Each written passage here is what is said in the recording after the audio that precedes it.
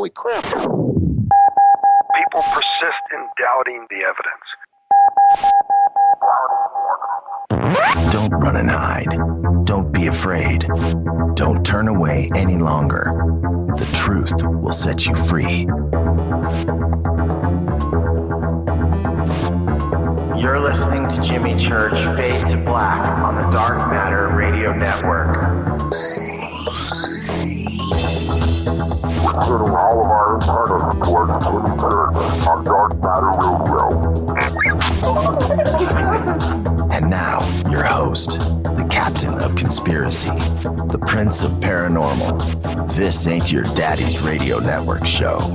This is Jimmy Church, Fade to Black.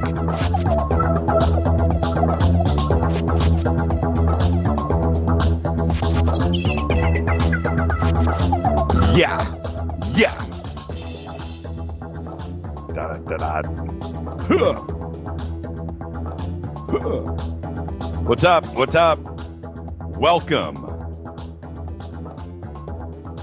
Welcome to Fade to Black, bespoke radio for the masses. Today's Thursday, September 25th. 267 days into the new year. That's right. We are live from the JP Motorsports Studios right here in Burbank, California. Yeah. For KJCR on the Dark Matter Radio Network, I am your humble host, Jimmy Church. What is cracking, everybody? Oh, yeah. Life is good. Life is real good. Big salute to the proud men and women in uniform all around the world fighting the good fight for us. Think about that for a second. Defending that Constitution, the right of freedom of speech. And that's what this show is all about. Always. And you get that. The podcast. Go and subscribe to it. Go over to jimmychurchradio.com. Everything is right there. Got a podcast page. Go and do it. The show will not change. It is live every night, only on the Dark Matter Radio Network. The podcast is there for everybody around the world that needs it. Go and subscribe. Support the show. It's cool. Put a lot of effort into it.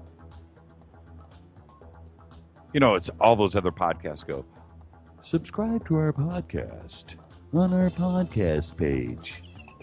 Please subscribe. No, that's not what I'm saying. I'm saying go do it. Get it done. Oh, what's this? What did Lauren Robb just tweet here? FADERNIGHT, and it's some kind of, what is it? Is it a logo? Is it animated? Shoot, I'm going to click on this right now. I said shoot, by the way. Does it play? I'm playing it. Oh, check that out. Whoa. Hold it now. Hold it. Let me stop this. And let me see that again. That was cool. Oh, check. Oh, no. Lauren Robb. That's a trailer. Oh, there's our new FADERNIGHT trailer for YouTube. I wonder if I can get that in on the podcast. Wow. You want to see that? Go subscribe. I'm gonna retweet right now. Follow us on Twitter at JChurchRadio. Wow. That was cool. Lauren Robb. Bringing it big. Wow. Okay, yeah. If you want to check that out, just go over to Twitter right now, at JChurchRadio, hashtag DMRadioNet. It is up, and you will see it. And it's done. It's retweeted. It's up. Man, what did everybody think of that? That's pretty cool, huh? All right. So, yeah, podcast. FADERNIGHT today. Tonight is FADERNIGHT. And I'll get to that in just a second. It's going to be really cool. We got a different sort of night set up for tonight. We're going to just kick it. We're going to take your calls. And I've got a couple really cool guests lined up for you tonight. My FADERNIGHT family. Okay? Now check this out. Today, Will Smith, 46 years old. How does he make the cut? Well, first off, I actually did a little work for Will back in the mid-'90s. Real cool guy. Real cool guy. Nicole, my daughter, was just born. She was just a couple of months old when I went and did that. And anyway, Will, cool guy. Independence Day, Men in Black. Much respect for Will. Jada. All right. Also, today, Luke Skywalker. That's right. Mark Hamill, 63 years old. But check this out. Guess who else made the cut tonight? Michael Madsen. What? Michael Madsen. Where's that coming from? Check this out. I love this story has gone around Hollywood forever. So I'm going to put an asterisk on this. Okay? It's just one of those urban legends in Hollywood. But this is how the story goes. You know him from Kill Bill, of course, playing Virgil Vega in Reservoir Dogs. Virgil Vega. That's right. He turned down, that was in 1992, 93, 92, Reservoir Dogs. He turned down the starring role as Virgil in the 1994 hit movie Pulp Fiction, replacing Virgil Vega with Vincent Vega, his brother. That's right. He turned it down. Why? Because he wanted to play Virgil Earp in Kevin Costner's 1993 film, Wyatt Earp. Oops. And that's the story. It's been going around Hollywood forever. Now, like I said, let's just put a little on that. But that's the story. I'm sticking to it. Michael Madsen. Good actor, though. Reservoir Dogs. That's it. Enough said.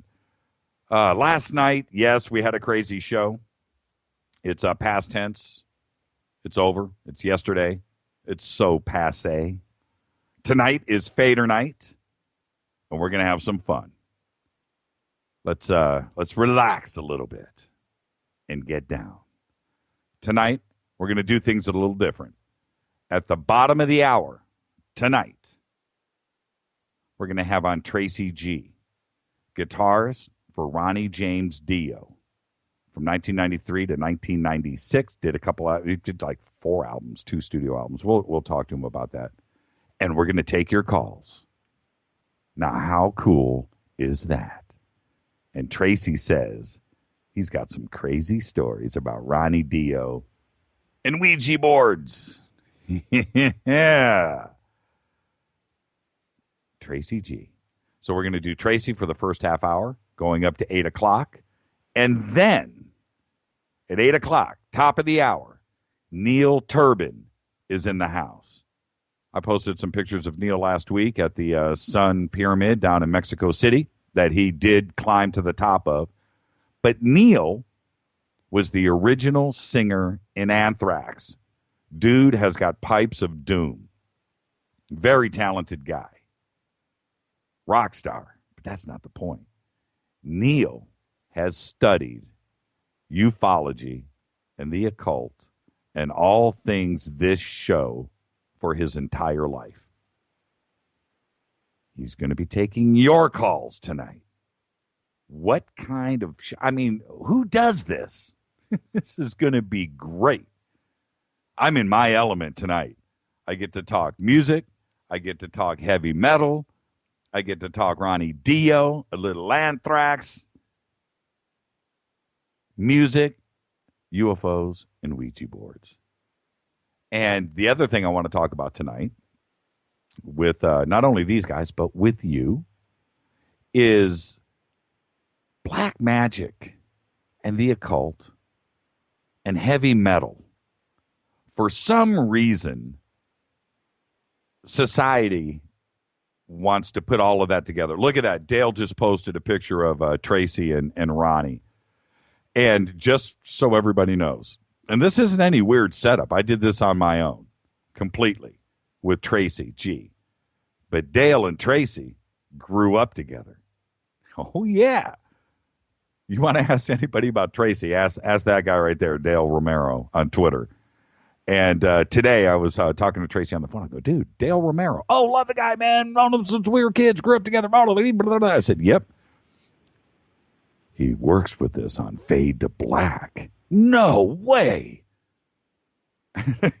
He lost his mind. Dale never told Tracy. Tracy didn't know.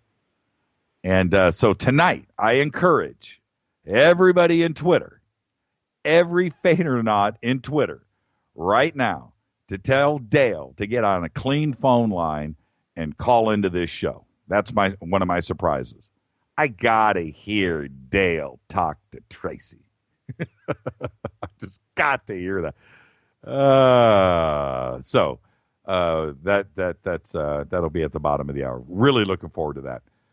All right, let's see. Where was I? Lost my train of thought. Neil Turban.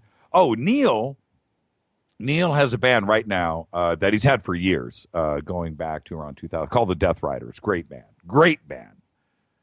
And I'm not saying that. I'm not. It's really the truth. And Michael Anderson is calling in. Okay, listen, Michael, hang on for 1 second because I need to say this. I need to get a disclaimer out there. Okay. And my disclaimer is this. I don't know if Michael's listening to the show. I hope he is. Okay, good. He just, Michael, call in just a second. But Neil just, he had a favor called on him. He got the phone call from Cy Keeler and Onslaught to come in and fill in for Sly on Onslaught's next tour through North and South America for the next couple of months, few months. I have the tour dates here.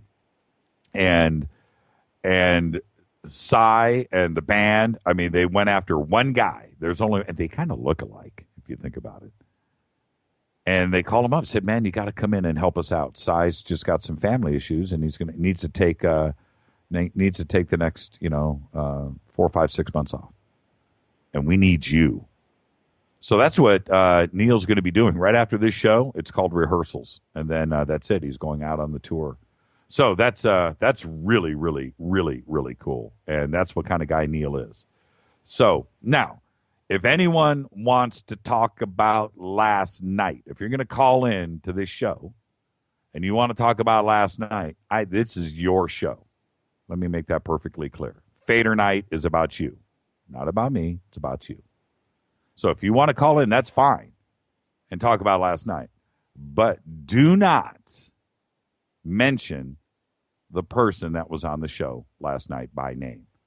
The publicity run for that person is over. If you want to listen to last night's show, we'll post it. It'll be out there. It's public, unedited, done, whatever.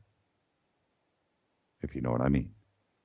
But as far as this shows go, or anything else, I am not going to discuss it anymore. It was a very strange event. One that one cannot explain. But this show is a happy show. Happy. That's what it is. And that's what this family that we have built, you guys come to expect a certain level of quality, which is very, very high. Standards are very, very high. And how I treat people on this show is without exception. Always. And that's what you come to expect. And so when something like last night happens, everybody's in shock because all of us are uncomfortable because we're not used to it. That's it. That's it. It's yesterday's news.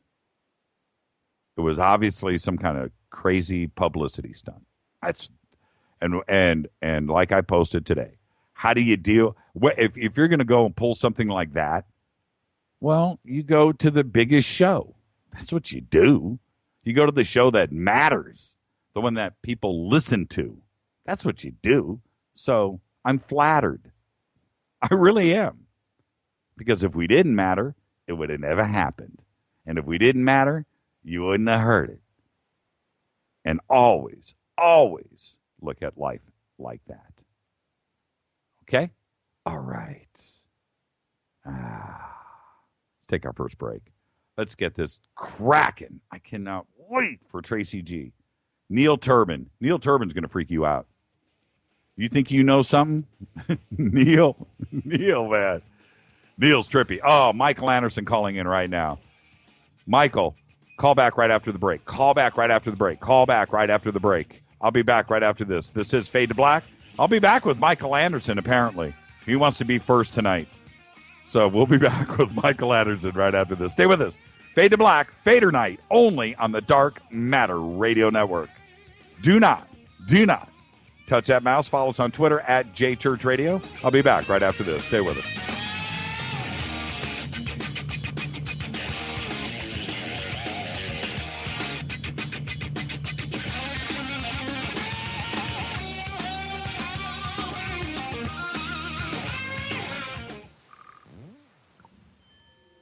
You're listening to Jimmy Church Fade to Black on the Dark Matter Radio Network.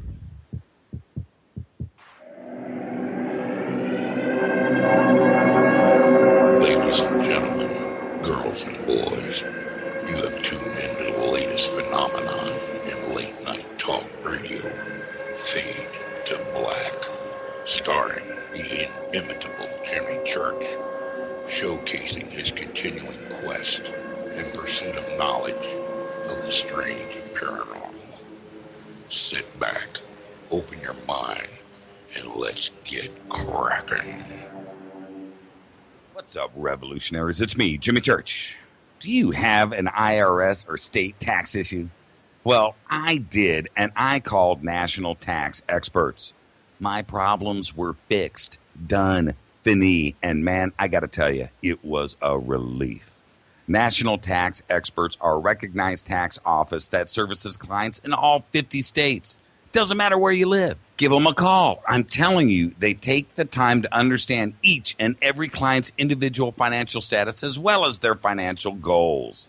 And that's exactly what you need, my brother, when you're taking on the evil three-letter. So, seriously, give them a call today at 1-877-909-5444.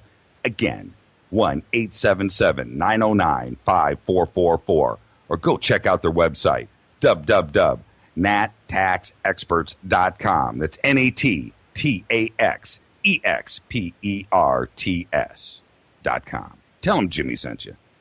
This is KJCR at JimmyChurchRadio.com. On the Dark Matter Radio Network.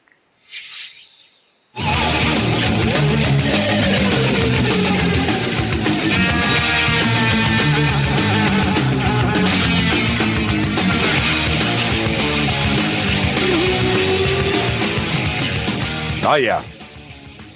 Fader Night. Call-in numbers 323-825-5045. You know what to do, 323-825-5045. We'll start taking the calls at the bottom of the hour.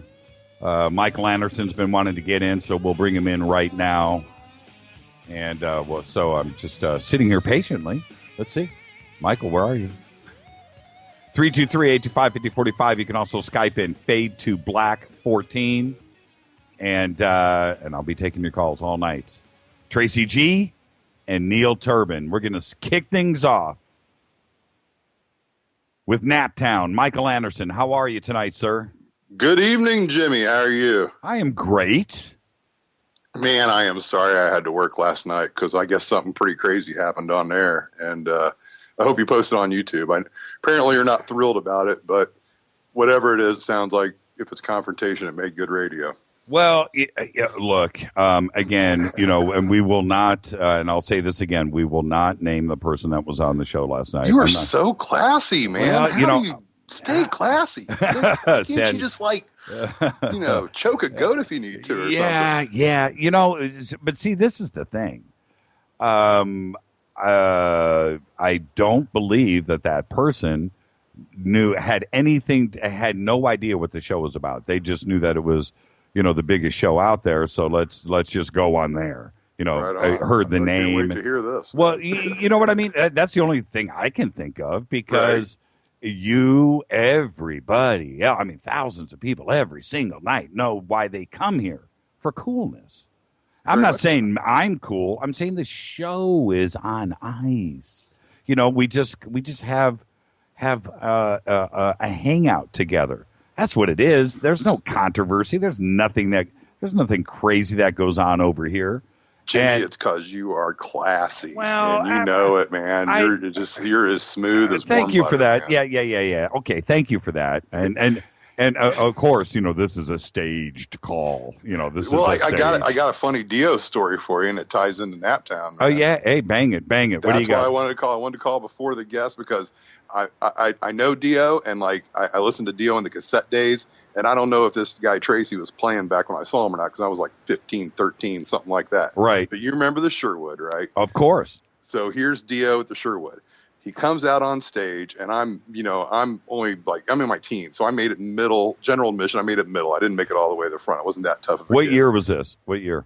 It had to be late 80s, maybe. Late 80s. It was right before. Lita Ford was big with that same summer. I saw Lita Ford there with whatever her. Okay. All right. Hit. Late 80s. Let's get to the good stuff. Okay, so this is Dio. This is exactly what happened. One red light in the center of the stage. Dio comes out, drops to one knee, puts his horns up in the air, and just screams in a microphone all night. Sounds wonderful, but that's it. Stayed on one knee the entire. Oh, did he show. Really? Oh, that's crazy. And with his hand up in the air like that devil horn. Wow! And got up and left. I've never heard a story like that about Ronnie. I've seen Ronnie so many times. Okay, check this out. You want my Ronnie story? Yes. All right, there are people in Indianapolis listening to this right now that were with me this particular day. Ronnie is now in Black Sabbath. Mm-hmm. And so we get general admission tickets. It's my next door neighbor, Mark Pratt, and myself. And we had a couple of other friends with us, too, as well. But Mark and I, we get down to Market Square Arena at like 3 o'clock in the afternoon. And when we walked up, we get all the way to the top to the doors to get in, and we are the first people there. Really? And so we go up. It's empty. And we go up general admission, and we are standing right there right there at the glass doors. And everybody starts. When they opened up those doors, I was wearing flip-flops, right? Shorts and flip-flops. Got my Black Sabbath shirt on. And we take off running. They open up the doors, and we bang into Market Square Arena, run around the corner, get into the arena, and we're at the mid-level, at the stairs. And I look in, and it's empty. Nobody, and me and Mark, man, and I'm like 15 years old, Right. I'm in shape. We're running, man. Running, skipping 5 steps at a time, jumping down the stairs, and there's nobody there. We make it down to the floor, and I could see now people coming into the arena. We're already on the floor, and we run all the way up the center aisle, bang, right there, center, staring at the microphone.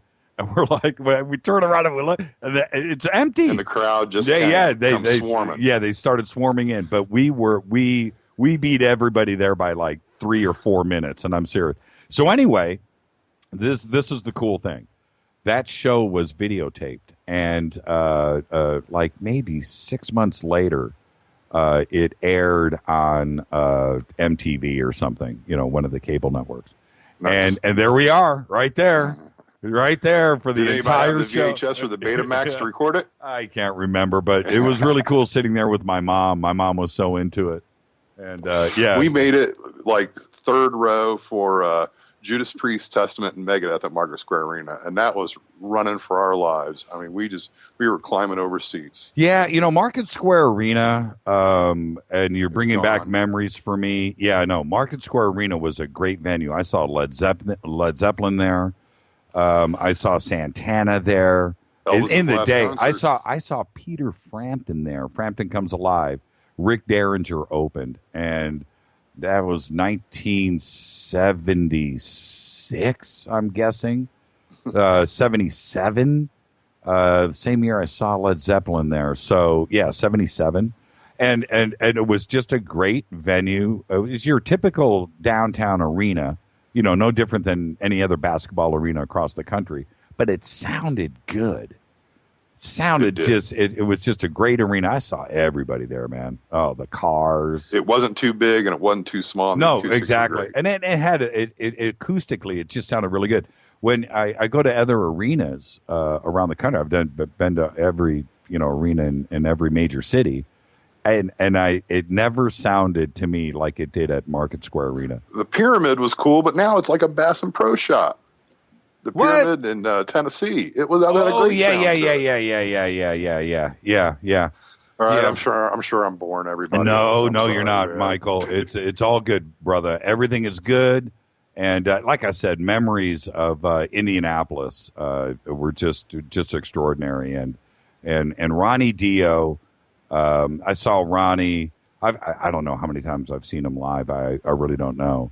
But that show at Market Square, because that album, that first Black Sabbath album, with Neon Nights and everything on it, was just a great album. And, I had it on vinyl. And replacing Ozzy at that time, that was a heavy role for Ronnie to step into, because we were all, Ozzy fans. Thankfully, Blizzard of Oz came out at the same time, and we were all into that too. So it was like a separate thing, and Black Sabbath was carrying on without Ozzy, and there was no anger because, you know what I mean? We weren't upset. Was working. Yeah, we were all happy. Exactly. And Ronnie turned out to be such a great fit for Sabbath. And that show, that first tour, was absolutely amazing. And All the Fools Sailed Away, man. Great song. Yeah. I mean, a lot of people don't like it, but it shows his range. Yep. And back then too, Black Sabbath was at their peak. Everybody was on. Everybody was on it. And Tony was great, and Geezer was great. It was those were great days. Those were just amazing days. Ronnie was able to. I'll talk to you about this. I don't know if I'm going to mention this with Tracy, but Ronnie sang like he always sang all the way up to the very end. Those pipes that he always had. And there was a studio that he always cut his stuff at, Wynn Davis's place down in the South Bay. And one night I was there, and Ronnie was cutting lead vocals, and I was sitting in the control room and next to the control room in this little lounge area where you could hear everything. And I would listen to Ronnie just cut these tracks one after another, one take, just bang, and it was like, wow. I'd look at my watch, and I'm like, he cut that whole song in like 20 minutes. And it was, it was perfect. And I'm just thinking, all those singers out there that complain and, punch words in and do it one track at a time, that's not, Ronnie was a master. And he was able to just go in, and he was in his element, and banged it out. And all the way always treated it like his craft instead of, just like, let's just party. I mean, he always talked about what he had to do to go on stage, which was light partying, but, very light partying. He had it down to like a science. But, I mean, he was never, from what I could tell, he was never a guy who just went to excess. Well, if off air, you and I one day, I'll tell you a couple of stories. I can't do it. I saw Anthrax too, but Joey was the singer when I saw him. Right. Well, yeah. Good. He's a great singer. Yeah. Neil's got a different style. And I've heard it. Yeah, Neil is well, see, Neil can do all that high stuff too. He's got that range. He's almost like a mix between your hardcore thrash rock guy that can sing like Jeff Tate. He can go operatic. Is that how you say it? Well, it kind of shows me why they went to that Armored Saint guy, when Joey. Yeah, and it's just two different styles. Yeah, exactly. Joey's I found him. So Joey's the guy I dig. Not taking any away from your guest tonight. He rocks. I'm just saying that was my childhood. So Joey's what I keep in my head. Yeah. No, that's fine. That's totally fine. See, and also Neil was when you look at those old pictures with Neil in Anthrax, he was like the best looking guy in the band. He was almost too good looking for Anthrax. You know what I mean? And he was the Bret Michael of Anthrax. Yeah. Oh, dude, don't go there. If he's listening, oh man, he's an old friend of mine. And geez, I'm sorry about that, Neil, but he's right. You know, he's just a good-looking guy, you know, and for thrash metal, you know, when you look at those pictures of Anthrax, you know, it's just like, wow, you know, he stood out like a sore thumb. Here's a question I got for both guests, and this has to do with oh, metal no, actually, I got to cut you off because we're going to go to break. So, what's your favorite heavy metal album of all time?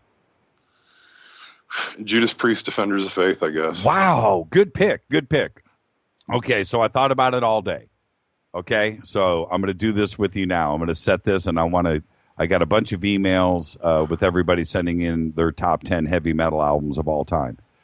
I'll tell you who is not on my list is Led Zeppelin. Right.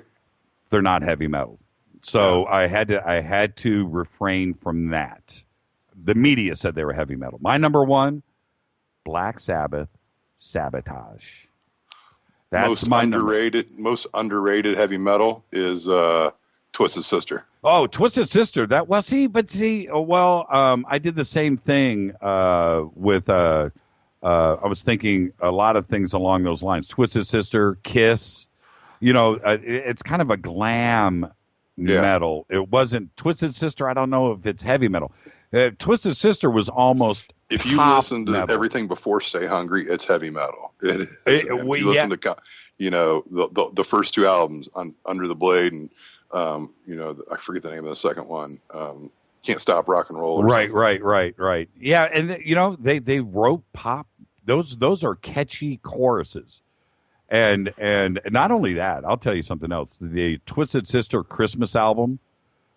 This Christmas, here on Fade to Black, we'll be doing a lot of Twisted Sister's version of "O Come All Ye Faithful." That is a toe tapper, man. But anyway, so my number two, and I thought about this really hard, but I went with. Are you ready? Mm-hmm. Judas Priest, Unleashed in the East. Good stuff. I had to. I was thinking about, British Steel. Sad Wings of Destiny. You know, Point of Entry. Ooh, Point of Entry is strong, but Unleashed in the East is heavy friggin' metal. That Rob Halford was on point, you know, and so that's my number two. And I know it's not there for everybody, and some people expect Iron Maiden or Anthrax. I get that. But check this out. This is my number three. Is everybody ready? Pantera, Cowboys from Hell, from Jeremy Maddock. There you go. That's a good call, and it is on my list. But it's not my number three. Well, Jimmy, I'll let you go to break, man. I appreciate you taking my call. All right. Well, hold on. Let me do my number three, then I'll say goodnight. Oh, okay. My number three, Metal Church, The Dark. That's right. And there's one for you. King Diamond stuff. Yeah. No. Well, King Diamond. Well, see, that's another. Okay, that's another discussion. Thank you, Michael. Wasn't he in Metal Church? He was. Or was there multiple people? There was the one that I'm talking about. The singer that I'm talking about. What's it? David Wayne. I think that's right. Somebody in Twitter is going to correct me. But Metal Church, The Dark, man. Ooh. That's a strong, strong record. All right, Michael, I'm going to let you go. Tracy G will be here in just a second. You have a great night. And you too, sir. Enjoy the show. Thank you for calling. Thank you. All right. Wow. I went to the break music. All right. Well, normally I do go to break here. Tracy G is going to call in 2 minutes. Let's take a quick break. I'll be back right after this. This is Fade to Black. It's Fader Nights. Sabotage, my number one, Black Sabbath. I had to go there. Number two, Unleashed in the East. Number three, Metal Church, The Dark. I'll fill in the blanks right after this. Stay with us, everybody. It is Fader Night, 323-825-5045. I'll be back with Tracy G right after this. Are you afraid of the dark? Don't move. Don't touch that mouse. You are listening to Fade to Black, bespoke radio for the masses, on jimmychurchradio.com.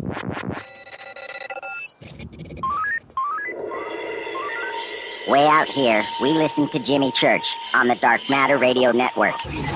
Dark matter. Dark matter. Dark matter. Dark matter. Dark matter. You're listening to Fade to Black on the Dark Matter Radio Network. ¿Qué tal, mis amigos? Yo soy Mario Carson, el tiburón, y los invito para que escuchen a mi buen amigo Jimmy Church Radio. ¡Claro que sí! Oi, oi, I'm Reese Evans. You're listening to Jimmy Church. This is Revolution. The revolution will not be televised. The revolution is on radio. Ciao. All right, let's get straight to it. Well, it's got Doug Aldrich playing. Let's just get straight to it. Let's bring him on right now. Tracy G has played in a variety of bands, including the future member of Great White, Jack Russell. He also put together the bands Love Hate with singer Jizzy Pearl and Swift Kick. Oddly enough, I played in Swift Kick for a couple of weeks. We'll talk about that tonight. He would play at almost any club he could find to get his publicity out. He also played with vocalist Rudy Torres and drummer Audie Desbro from Great White in Riff Raff. And if you were around L.A. in the early 80s, I'm guessing 84, Riff Raff was the band in Southern California. Tracy then joined Dio. In his 6 years with the band, Tracy G was featured on 2 studio albums, Strange Highways and Angry Machines, and 1 or 2 live albums. I'm going to ask him about that in just a second. Last in Live was 1. And Tracy, welcome to the show. How are you tonight, sir? Hey, Jimmy. How are you doing, man? I'm doing great. Was it 1 or 2 live albums? Didn't you do one at Hammersmith, too, if my memory is right? That one, that one just came out just a few months back, and so it was recorded in '93. It's a live album now, yeah. But so there's 2 live albums. One's Infernal, and one's live at Hammersmith, and then there's 2 studio albums. And so, yeah. Yep. Welcome to the show, my friend. And it's great. It's great to get you on, and thank you for taking the time. I know you've got a gig tomorrow night. You probably got stuff to do tonight that's important too, but thank you for coming. Cool. And thanks for having me. Absolutely. It's one of the things with, and you and I were talking about this earlier today. You know, you and I, we've heard each other's names for years, but we were always passing ships in the night. You know, it's really funny. I had no idea, like that stuff you told me. Yeah, it's pretty bizarre. What I want to go back. I want to, with bands like Riff Raff, and when I say that to the audience, you had to be in Southern California in the early '80s to understand. You know, Riff Raff was big time there for a sec. I mean, seriously. Well, you know, we started with the backyard party thing, of course, and you know, Van Halen comes from the backyard party thing too, and then Van Halen went on to be Van Halen, obviously, and make it big. But so there's a lot of bands, right, being, you know, younger than them a little bit, that were obviously trying to go the same route, and they, you know, figured it would be the good thing to do to get exposure. You play backyard parties and you move up into clubs and, you know, whatever, you know, Hollywood and all that jazz. So, yeah, Riff Raff had many lineups, but the gist of it was me and Audie, which is pretty much been the drummer for Great White for a long, long time. So, right. You know, and you know, we first played with Jack Russell when he was like 17 years old, and that wasn't really Riff Raff, but that was the beginning of it. We called it Centaur, and that's what. I remember that. Yeah. And what was it with? And I want to give everybody the lay of the land, you know, across the United States and around the world right now. What we're talking about, you have Los Angeles proper, and then east of Los Angeles, you've got those 3 or 4 little communities out there, you know, West Covina, La Puente, and so forth. What was it with that area back then? Because you guys were cranking out talent. You know, there was a lot. You know, there was a lot of musicians. Like I say, you know, Van Halen was more from Pasadena area, but still same area. We call it kind of the San Gabriel Valley is what we called it. And, right. There was a lot. Yeah, a lot of. I could name just tons of musicians and tons of bands that at that time, we were all kind of the same age. Some were younger, some were older. But I mean, lots and lots of people. I know there's a lot of people came from all over this area. I don't know what the deal was. It must have been in the water or something. I know. It's crazy. And I used whole area. I know. I agree. I used to, my band back then, well, you had Amrock Studios with Bryant Markovich, and he was kind of like the hub. You played with Bryant. And so you had his studios, and it was like the hub of everything. Everybody was, it was a small community. Everybody knew each other. And then you had, you remember Renegade and Pioneer High School and that whole thing. It was a pretty fun time to be in Los Angeles. Yeah, there's just tons of people, tons of musicians, tons of people kind of trying to do kind of basically the same thing, basically. And a lot of them went on to do, bigger things, and some didn't, but a lot of them did, though. So remember Smile? Oh, Smile! Now you're going back, and now you're talking about what was that club? The Mortuary, is that right? The Mortuary. I don't know. There were so many. But anyway, you're right though, and that guitar player is Eddie Money's guitar player. He went on to be Eddie Money's guitar player. I forget his name, but that guitar player. Yeah, lots of people did lots of things. What about you remember Eulogy? You used to play with Eulogy and Romeo. You remember Romeo was another band. Chet Thompson. Chet Thompson. That was I think he wasn't he the original World War III guitar player? Yep. And he was like Randy Rhodes, Eddie Van. He was a teacher. I don't think he's from here. He wasn't from Sangerville Valley, but Pasadena. Still, right. Yeah, that area exactly. Him and but real quick, that band Eulogy. The reason I bring them up is their guitar player's name is I think his name is either Dusty or Rusty. I forget. But anyway, he's fucking Paul McCartney's guitar player. He's been Paul McCartney's guitar player forever, like for 25 years now. Yeah, and it all came out of that. We're talking about. He came from Whittier. Whittier, yeah. And everybody needs to understand what we're talking about. These are very small towns that are only separated by streets. There isn't, miles in between them. No, they're all like the same place, basically. It's all the same place. Yep. Now, so how do you make that giant leap from going from Dale Romero, by the way, just called in, so he's going to be calling back in a second. How did you go from Swift Kick? You did World War III, and then Ronnie Dio. But that wasn't right. There was about 5 years between that, though. Right. See, so what do you do in the 5 years? I formed a couple more bands, one the Tracy G group and one called Rags, and we play, every club, we just play our guts out.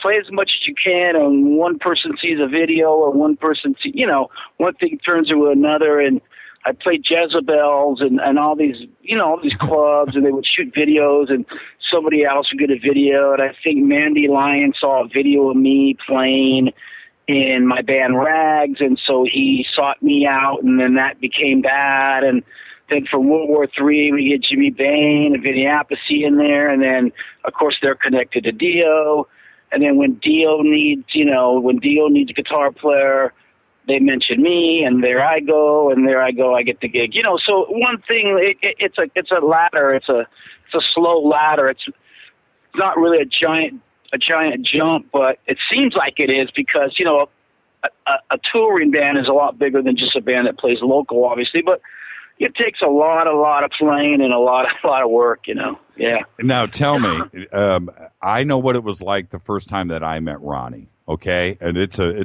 pretty intimidating experience. He's a cool guy. He's a cool guy, and you find that out later how cool he is. But so you go and you're going to audition. You haven't met Ronnie yet up to this point, I'm guessing here. No, I've never met Ronnie, but so you kind of want to know how it is the first time I met him. Yeah, absolutely. Well, You know, and that's a very great question because I would ask the same thing, and everybody wants to. Because Ronnie is and was, you know, Ronnie James Dio, one of the world's greatest singers, icon, legendary. I grew up on his voice, so of course it's like scary almost to meet him because you're intimidated by just his all his work he's done. You know, that's a huge thing. But what helped me was Jimmy Bain and Vinny are no slouches either. I mean, they're really great at what they do, and I had already done an album with them and a tour, so I felt kind of comfortable with them, and so that helped me.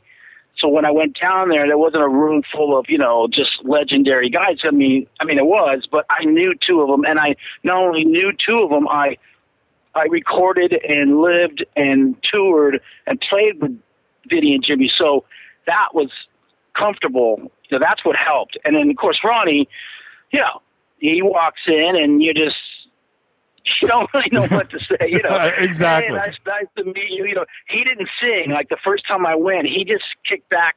He was just kicking back. He didn't sing yet. He was just listening. So I just basically played with Vinny and Jimmy, and that was comfortable because remember, I had already done an album. So Vinny and Jimmy already sounded like a band, if you know what I mean. Right, we were a band already. So that helped. When Ronnie heard that, it was an instant. You really can't deny what that sounded like, and it wasn't like I had to warm up to that. I had already done that with them, and it did sound pretty heavy for the time, I think. So, you know, that's how that went. And then, you know, it wasn't a lot of talking with Ronnie. I was just nervous and intimidated that I was just doing what I was doing to try to get in his band. To be honest with you, I really didn't think it would happen because things like that don't usually happen things that big usually don't happen. That's like winning the lotto as far as I'm concerned. I mean, any guitar player would feel like he was winning the lotto if he got a gig with Ronnie, I think. You know? Of course, and not only that, but when you have a singer like that, life is good. Life is real good. You know, yeah. and any out there listening that's a guitar player, and you are, so you know how difficult it is through life, and when you're growing up and all that, and even nowadays, whenever, to find a really killer lead singer, I mean, that's really hard to do, you know. Yep. That's hard to do. And I went through my share of them, as everybody did, and it's a difficult thing. And to end up auditioning for one of the world's greatest, I mean, it's still kind of weird when I even say that. I can't imagine. Yeah, it's hard for me to believe, like, I mean, it just happened. It just, you know, when the stars align in life, you know, when it's your time, man. And you gotta be able to walk through those doors, I guess, because I wasn't just sitting on my butt and I got a call. I mean, like I said, I was playing, doing my thing. One thing led to another, and it was supposed to be, obviously. And I read in the paper the local paper that Vinny and Jimmy and Ronnie were starting a new deal lineup and they needed a guitarist. And I thought, man, what a gig to get, you know. I said, but I'm not going to call them. This is what I did, and this is what I said. I said, I'm not going to call them and bug them. Vinny and Jimmy, they know me. They played with me. They toured. They know how I play. If I'm supposed to get that gig and it's written in the book, they'll call me. And that's how I approached it.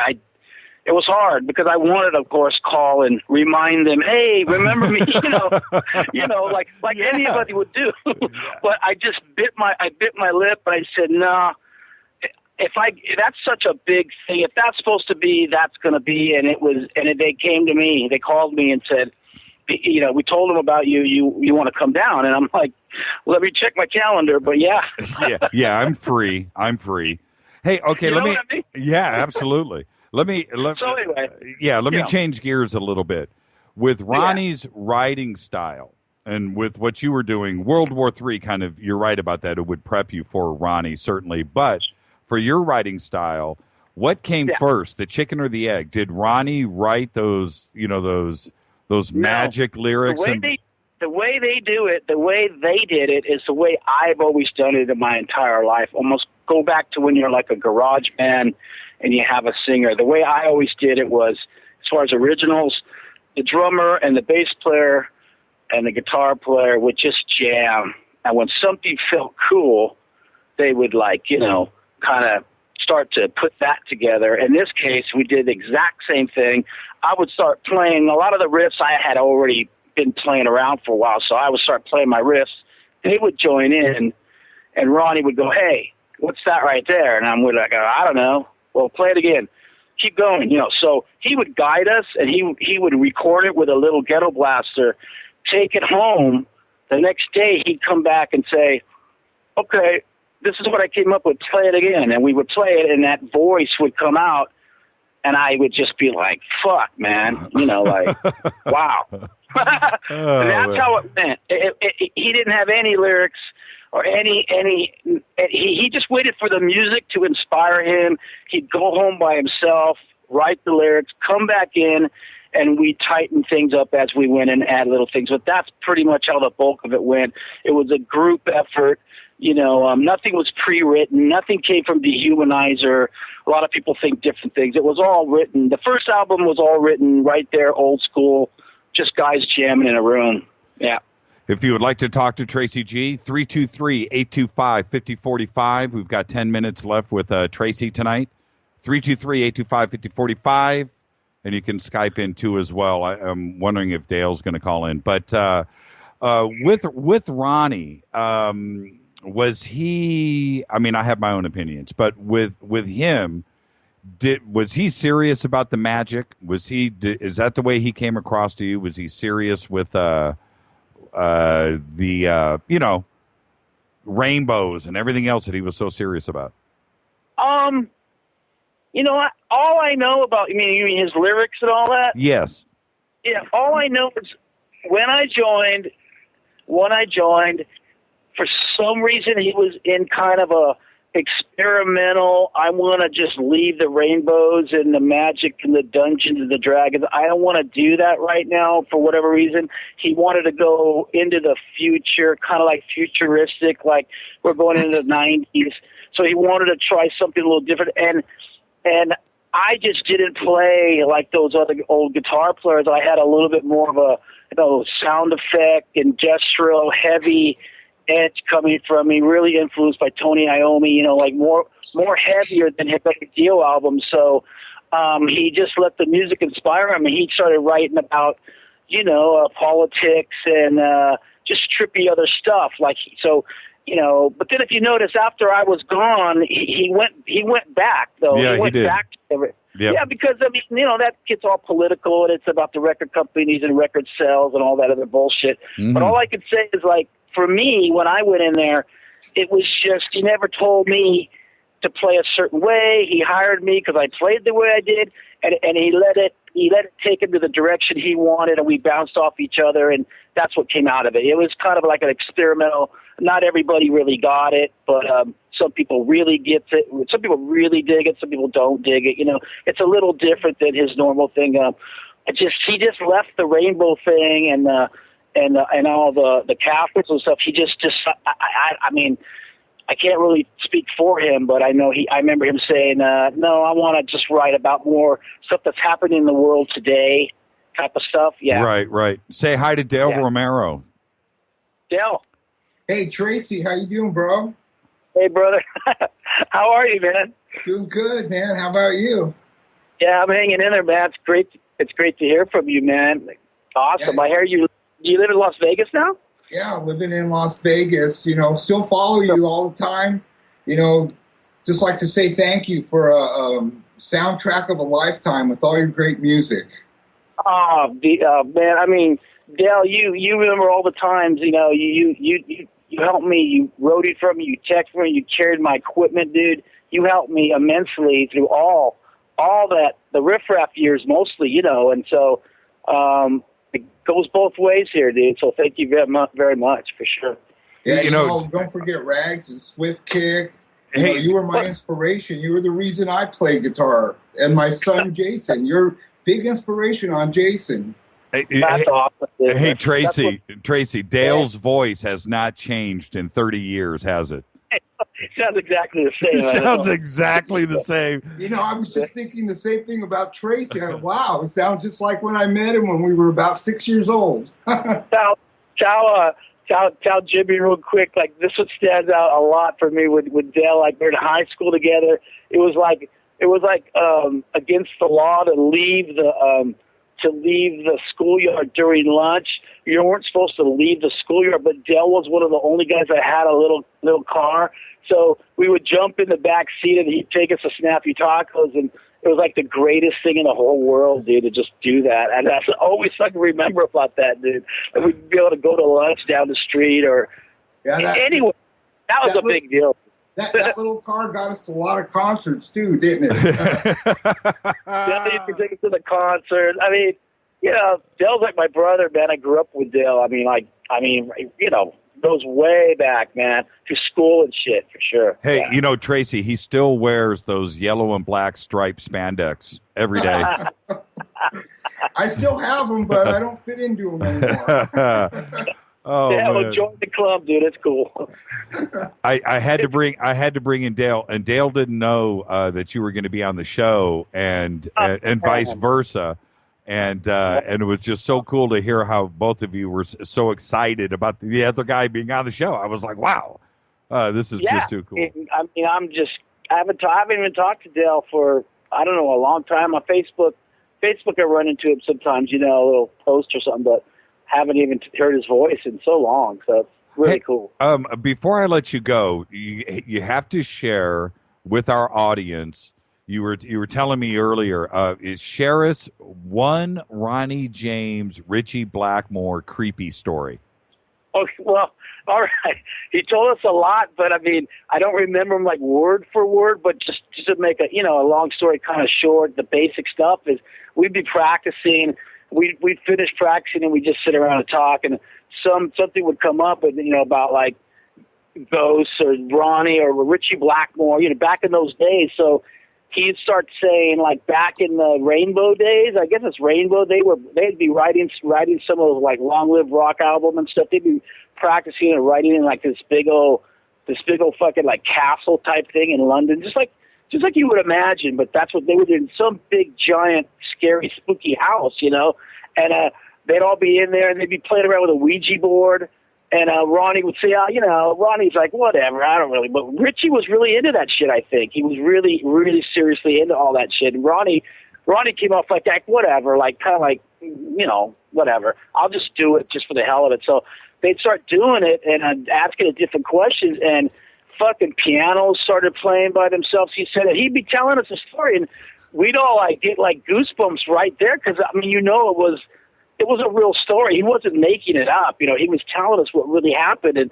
it was sort of spooky because he just said shit would start moving around, and the piano would start playing, and a wine glass went around the tape. Just all this, it started spelling out this devil shit and all this, just like you read about. But I mean, I believe the story because he was sitting there in front of me telling me and Vinny and Jeff Pilson and I think Scott, the keyboard player, whoever was part of the lineup at the time. I really don't remember which one it was, but I mean, I was like, oh my God, like I've told tons of people that story because it's like spooky when it's a ghost story, but it's kind of real because the guy's not bullshitting, Right. Like the piano starts playing, and I mean, shit like that you see in movies and stuff. But he goes, no, man. He goes, it scared the shit out of him. They all fucking took off. He said they all took off and shit. It was like spooky but funny, Yeah.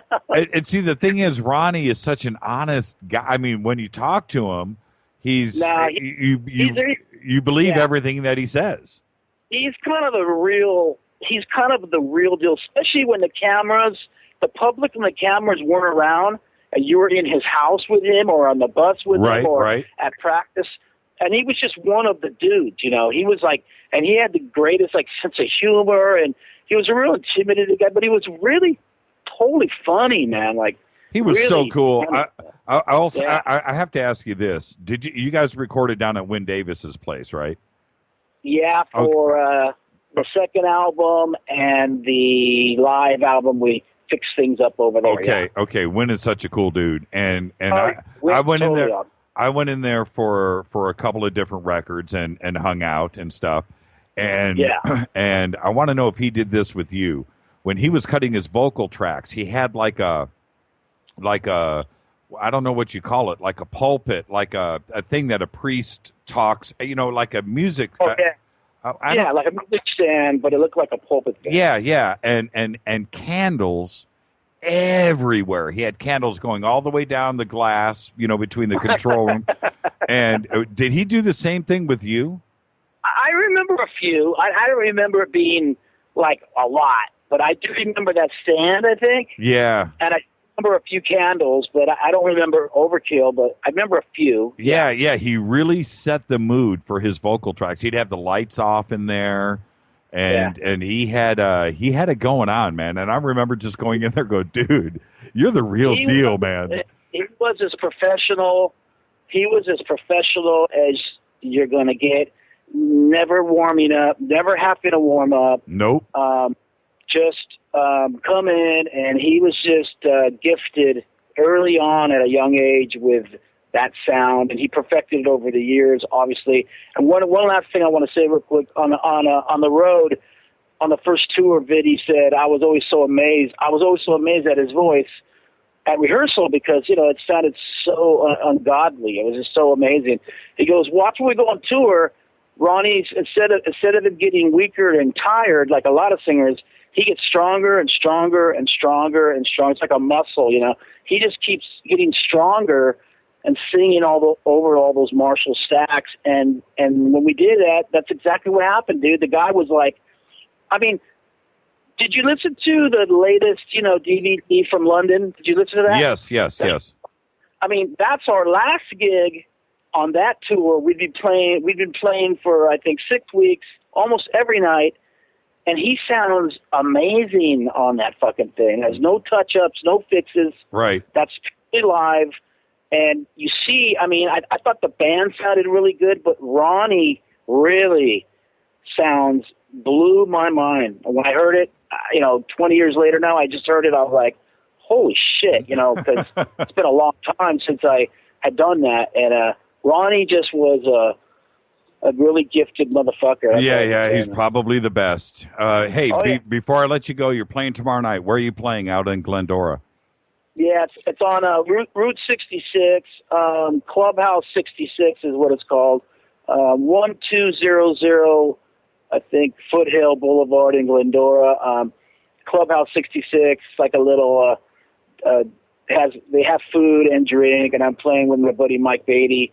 And we do classic rock. We just do some classic rock stuff from like 8 to 11. Okay, we'll get all of that up tonight. Hey, Dale, as soon as we wrap up here, put that up on Twitter for everybody. Okay. All right. Hey, Tracy, all the best, my brother. We have so much we need to talk about one day.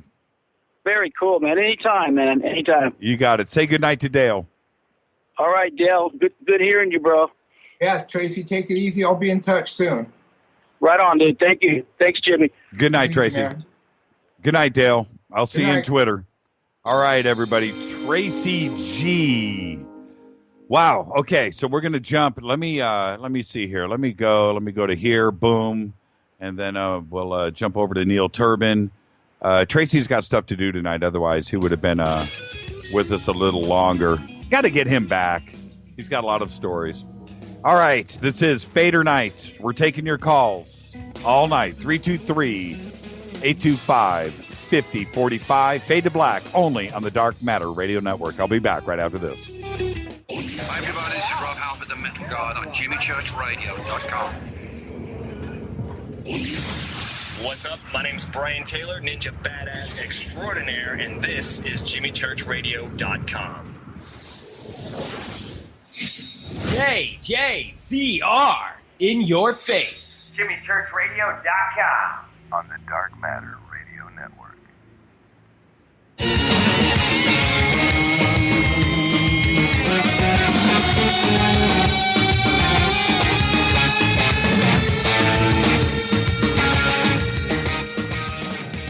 Stay with us.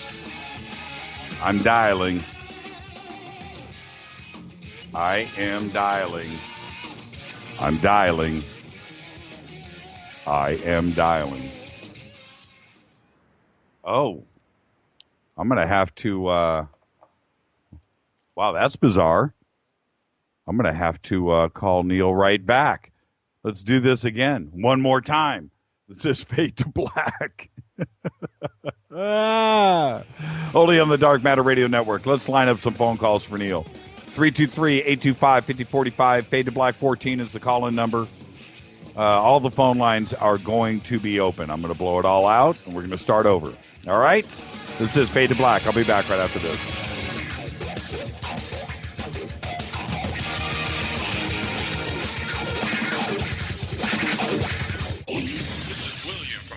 And I listen to JimmyChurchRadio.com. Jimmy Church.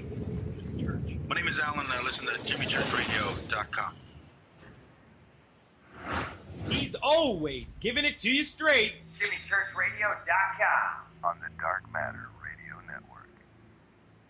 Hi, this is Rob Reiner from Anvil, and you're listening to JimmyChurchRadio.com.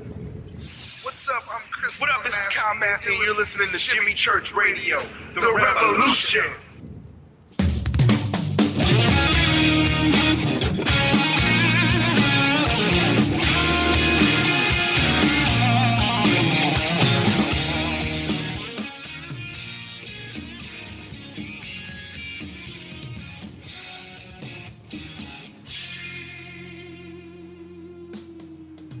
All right.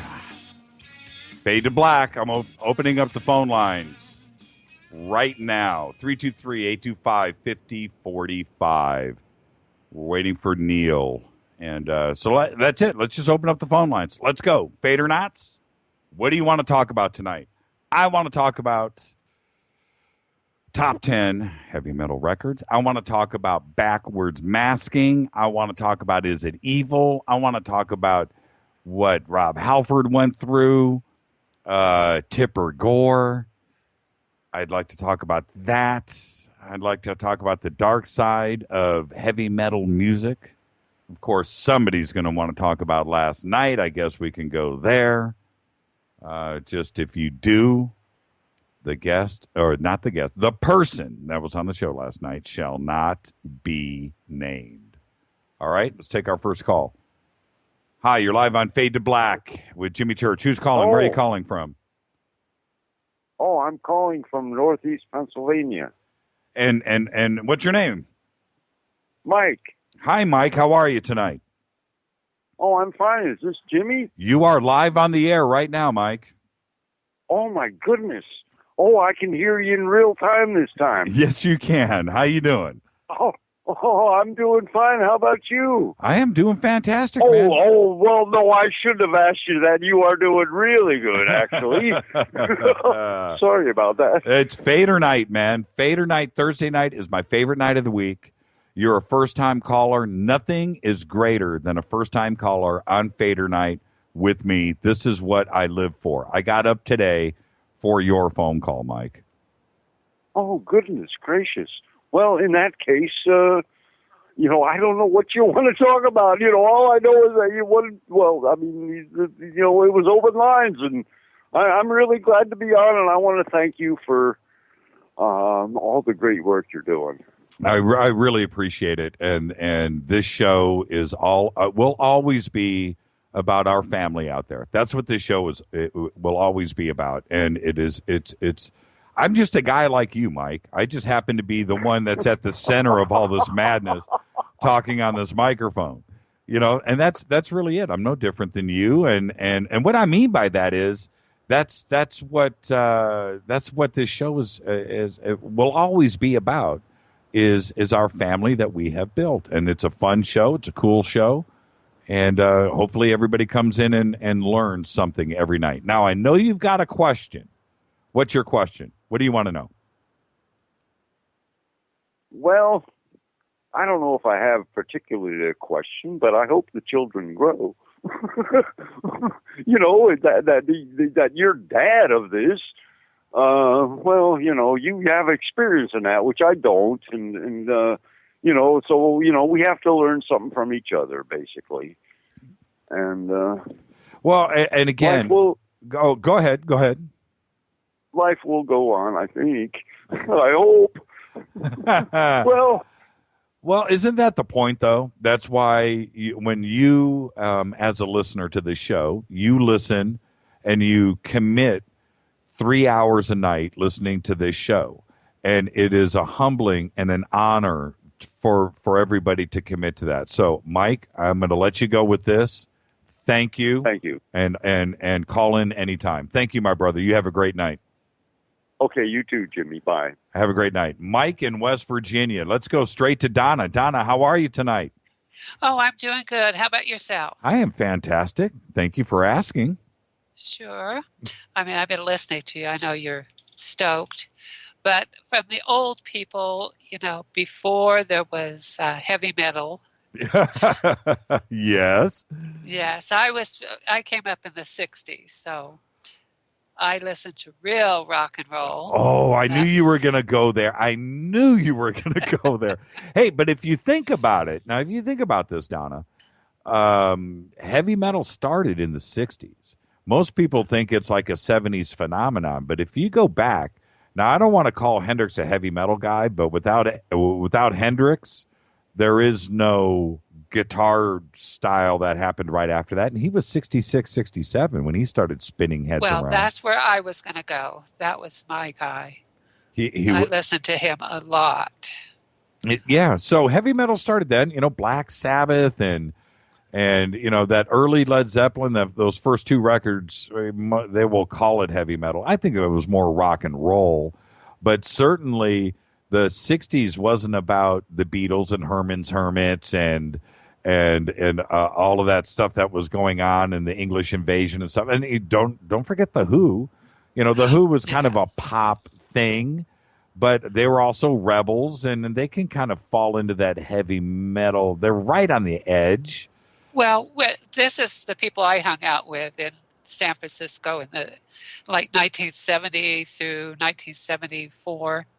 Was Jerry Garcia. I always went over to the Dead House, hung out with them. I partied with a lot of people in the Panhandle in San Francisco.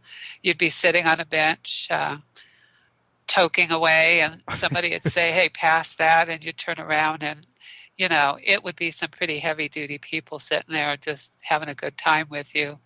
I remember Janis Joplin one time said, "Oh, this is good. Where'd you get it?" And I just started laughing, and I couldn't talk to her at all. You're too funny. You're too funny. This is the kind of people I hung out with. This is before what you're calling heavy metal. Though my favorite heavy metal band is Whitesnake. Really? Now, now old Whitesnake, I would kind of put that into that category. And then you got the new Whitesnake, which was kind of big hair poppy. I like both versions. But let me ask you this. Did you ever, because the topic of the night is, occult, black magic, and the evil heavy metal. Did you ever connect the two? Did you ever feel that? Or do you think it was society, the straight side, the Tipper Gore side of society that was trying to put a bad label on it? Well, I think it's the shock value that heavy metal has. I don't think it was particularly demonic, but I know some people, because they thought it would get them notoriety, that they did things in order to get people to notice them, and it verged on satanic. But they were not into Satanism, but they would play songs and put things in it to make you think that they were into satanic rituals and all that. So they did it to sell records. They did it to sell records. And nothing wrong with that. Oh, no. No, nothing wrong with that at all. It's funny because, Kiss put on makeup to sell records. But they had, when you think about their costumes and the teeth and the blood and Gene Simmons with the blood and the explosions and all of that, this whole thing. I can only imagine. Cooper? Come on. Well, yeah, and he turns out to be just a teddy bear. And he's absolutely the most straight-laced man you'd ever want to meet. He plays golf. What more straight do you want? Right, but when he's at home, he's not like he is on stage. Right. He's a normal, quote-unquote, normal person. Donna, I want to thank you for calling in. You're welcome. Thank you for taking my call. You are the best. Have a good night. Thank You're you, the best, Donna. too. Thank you. Thank you. You're welcome. And calls are lining up. Let's, and this is okay. Where was I? I wanted to get back to my top 10, but she brought up a really good point, which is, the whole demon thing when it comes to heavy metal. Was it there just to sell records? This is Fade to Black. You're live on Fade to Black. Who's calling? Where are you calling from? This is Steve from Richmond. Steve from Richmond. How are you tonight? Yep. I'm doing well. How are you? I'm fantastic, man. There's nothing better than Fader Night with you guys. There's, talking to Tracy G. Yeah, man. And there's nothing better than that out there. And I can't be any more blessed, Steve. I can't. Yeah, for sure. So you named all of these great Judas Priest records earlier. Yep. And didn't name Painkiller. You did not name Yeah, okay. Painkiller. It hurt my heart. Well, but let me say this. And a lot like Judas Priest went through an evolutionary stage that Black Sabbath went through. And something happened on Screaming for Vengeance where they seemed to grow up, okay? And their songwriting went to another level. The production went to another level. And when Painkiller came along, and that was the first album with Scott Travis, and don't tell me I don't know what I'm talking about, because I do. And I love Scott. And that the double kick drums on the first song on Painkiller, right? When that baby kicks in and you're listening to that and you're like, man, this is going to be a good record. Okay, so I know. Yeah, and they didn't stop for the entire... No. Painkiller was great. But when you back up, when you listen to Rock-A-Rolla and some of the early Priest stuff, but something happened on Unleashed in the East where they've really found the Judas Priest thing. And it for me, Rob and everything, they really had it at that point. I do like Sad Wings of Destiny. I do like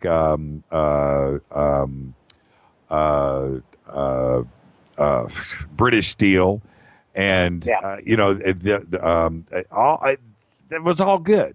But it just seemed to everything gelled. The old material sounded different on Unleashed in the East. It's like they grew up, and that it just, man, that's a mesmerizing record. I like Screaming for Vengeance. I like that a lot. That album was really, really great. But their other stuff, their older stuff was a little more raw. Metal Gods. You can't top that. I mean, that's really, really, really strong stuff. But you're going with Painkiller. Now, what's your greatest? Yeah, well, what's your favorite? Is that your favorite ahead, of all time? Your favorite metal album of all time? No. My favorite metal album of all time is Rust in Peace by Megadeth. Wow, you're going Megadeth. Yeah, absolutely. Okay, all right. That record just changed so many things. I mean, they were still in the thrash metal world, but the stuff that Dave Mustaine could play and sing at the same time while staying politically relevant, right? To what was going on in the world, combining all of those, took the best things from punk rock, took the best things from metal, both techie type metal as well as just drink beer and go fast type metal, and just combining all those together is I think that record is amazing. I'll say one thing about Mustaine, and in this world of music and of copycats, it's real easy to play somebody else's style. Mustaine developed his own thing, and that's hard to do. And he's stuck, and he's to this day, he's the same guy. He has stuck to his style. He's developed a style, and I will always give that to Mustaine. I never really thought he was the best singer in the world, but a front man and a songwriter, nothing better. Yeah, but it was a Bob Dylan kind of bad singer, though. I think, you know. Yeah. Oh, yeah. No, his own style, man. His own style, and and it's tough to stick to your guns. I'm sure many times managers and producers have come to him going, "Dude, let's get a singer in here," and he was like, "No, man, this is my band, and no, you'll play better guitar if you have a singer." I'm sure he heard it all the time. Yeah. Yeah, and then they kind of gave in some on Risk, and that was the worst record of all time. But that's my opinion.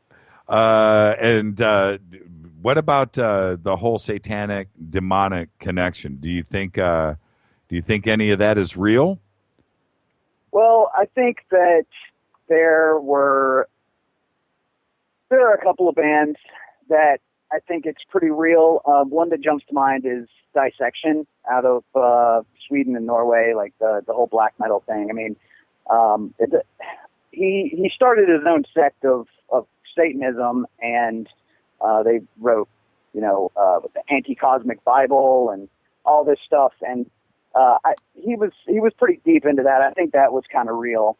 Yeah, I mean, you know what? That can be, but you bring most up of it, I don't think was. I think most of it was to sell records to teenagers who wanted to scare their parents. What you know what though? You're right about that. That whole Northern Europe, Norway, Finland, Northern Germany thing, that and you listen, that stuff will scare the crap out of you. I mean, some of that stuff, I don't know, you bring up a really good point. Maybe that stuff is real. Yeah. That's, Storm of the Lights Bane and Rain Chaos are both frightening records. I love those records. And the covers. They make sure that the covers will give you a nightmare. Every one of them. Yeah. I got to thank you for calling in tonight, Steve. I really appreciate it. All the best. Thanks. Love talking metal. Love it. Love it. There's nothing. What's better than rock and roll, UFOs, and Ghost? I mean, and we do it all on this show. Fader Night. That's the only thing better. That's Steve. Thank you, my brother. Take care. Let's go right to the next call. Hi, you're live on Fader Night. Who's calling? Where are you calling from? Hey, it's Rick calling from Vegas. How you doing? Hey, Rick. How you doing tonight, brother? Oh, I'm doing okay. You're doing Can't okay. complain. The sun came up this morning, didn't it? Yeah. It usually does. It always does. One of the things that I say to everybody, Rick, no matter what happens, the sun comes up tomorrow. That's it. Yep. And if it doesn't, you woke up too early. Man, I tell you, I was up with you this morning. Yeah, and I saw that. Yeah, yep. I got about 3 hours sleep last night. It was kind of strange. It was just a worrisome thing. So anyway, what's on your mind tonight, man?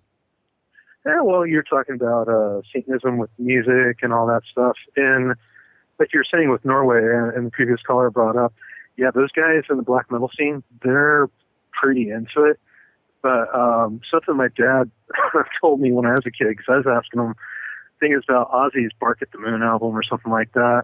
Right. Actually, I was looking at his Black Sabbath collection with oh crap, I know you'll know it, but the album cover has the bed with the demons all around it. On the other side, it has the nice, pretty bed. Oh, that's the one I'm talking about. Yeah, the Sabbath, Bloody Sabbath.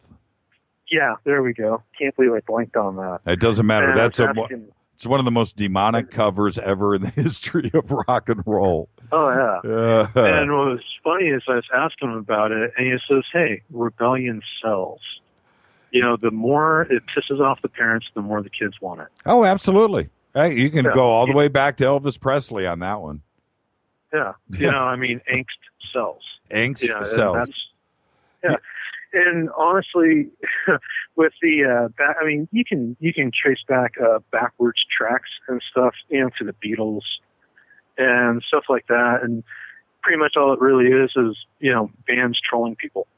Well, yeah, and I was thinking about that earlier today, and I've done an awful lot of recording with an awful lot of bands, all different kinds. It doesn't matter. Blues, rock, heavy metal, glam metal, whatever. I've done it all.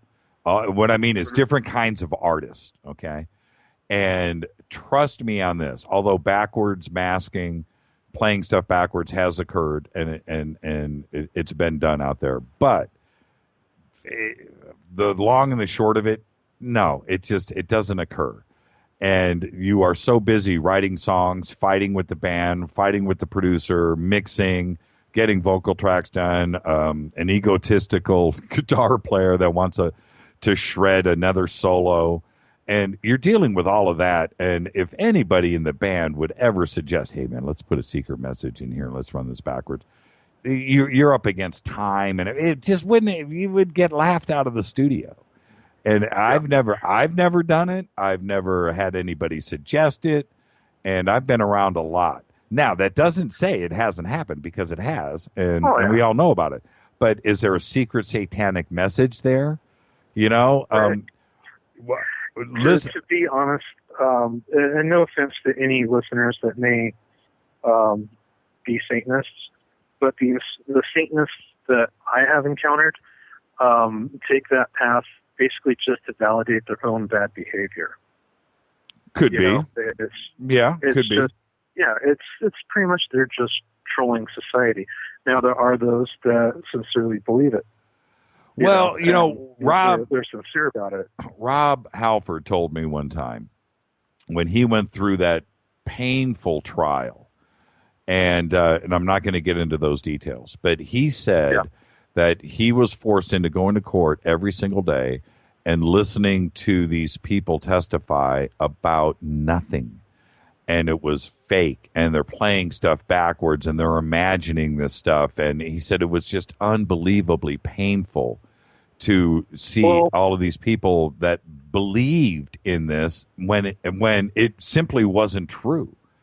You know, well, it was an audio Rorschach test. Totally, it's really kind of what it was. Yeah, absolutely. An audio version of pareidolia, or how do you say it? You got me, man. My brain's not working in that mode tonight. It's just basically they were hunting, and if somebody is really dedicated to finding something, and it's the same thing in the paranormal field. You see it day in, day out. The listeners have come across it. In fact, some of the photos that I posted when I was out in the graveyard, there's one picture that looks like a whole bunch of orbs just filling the camera screen. There's water vapor.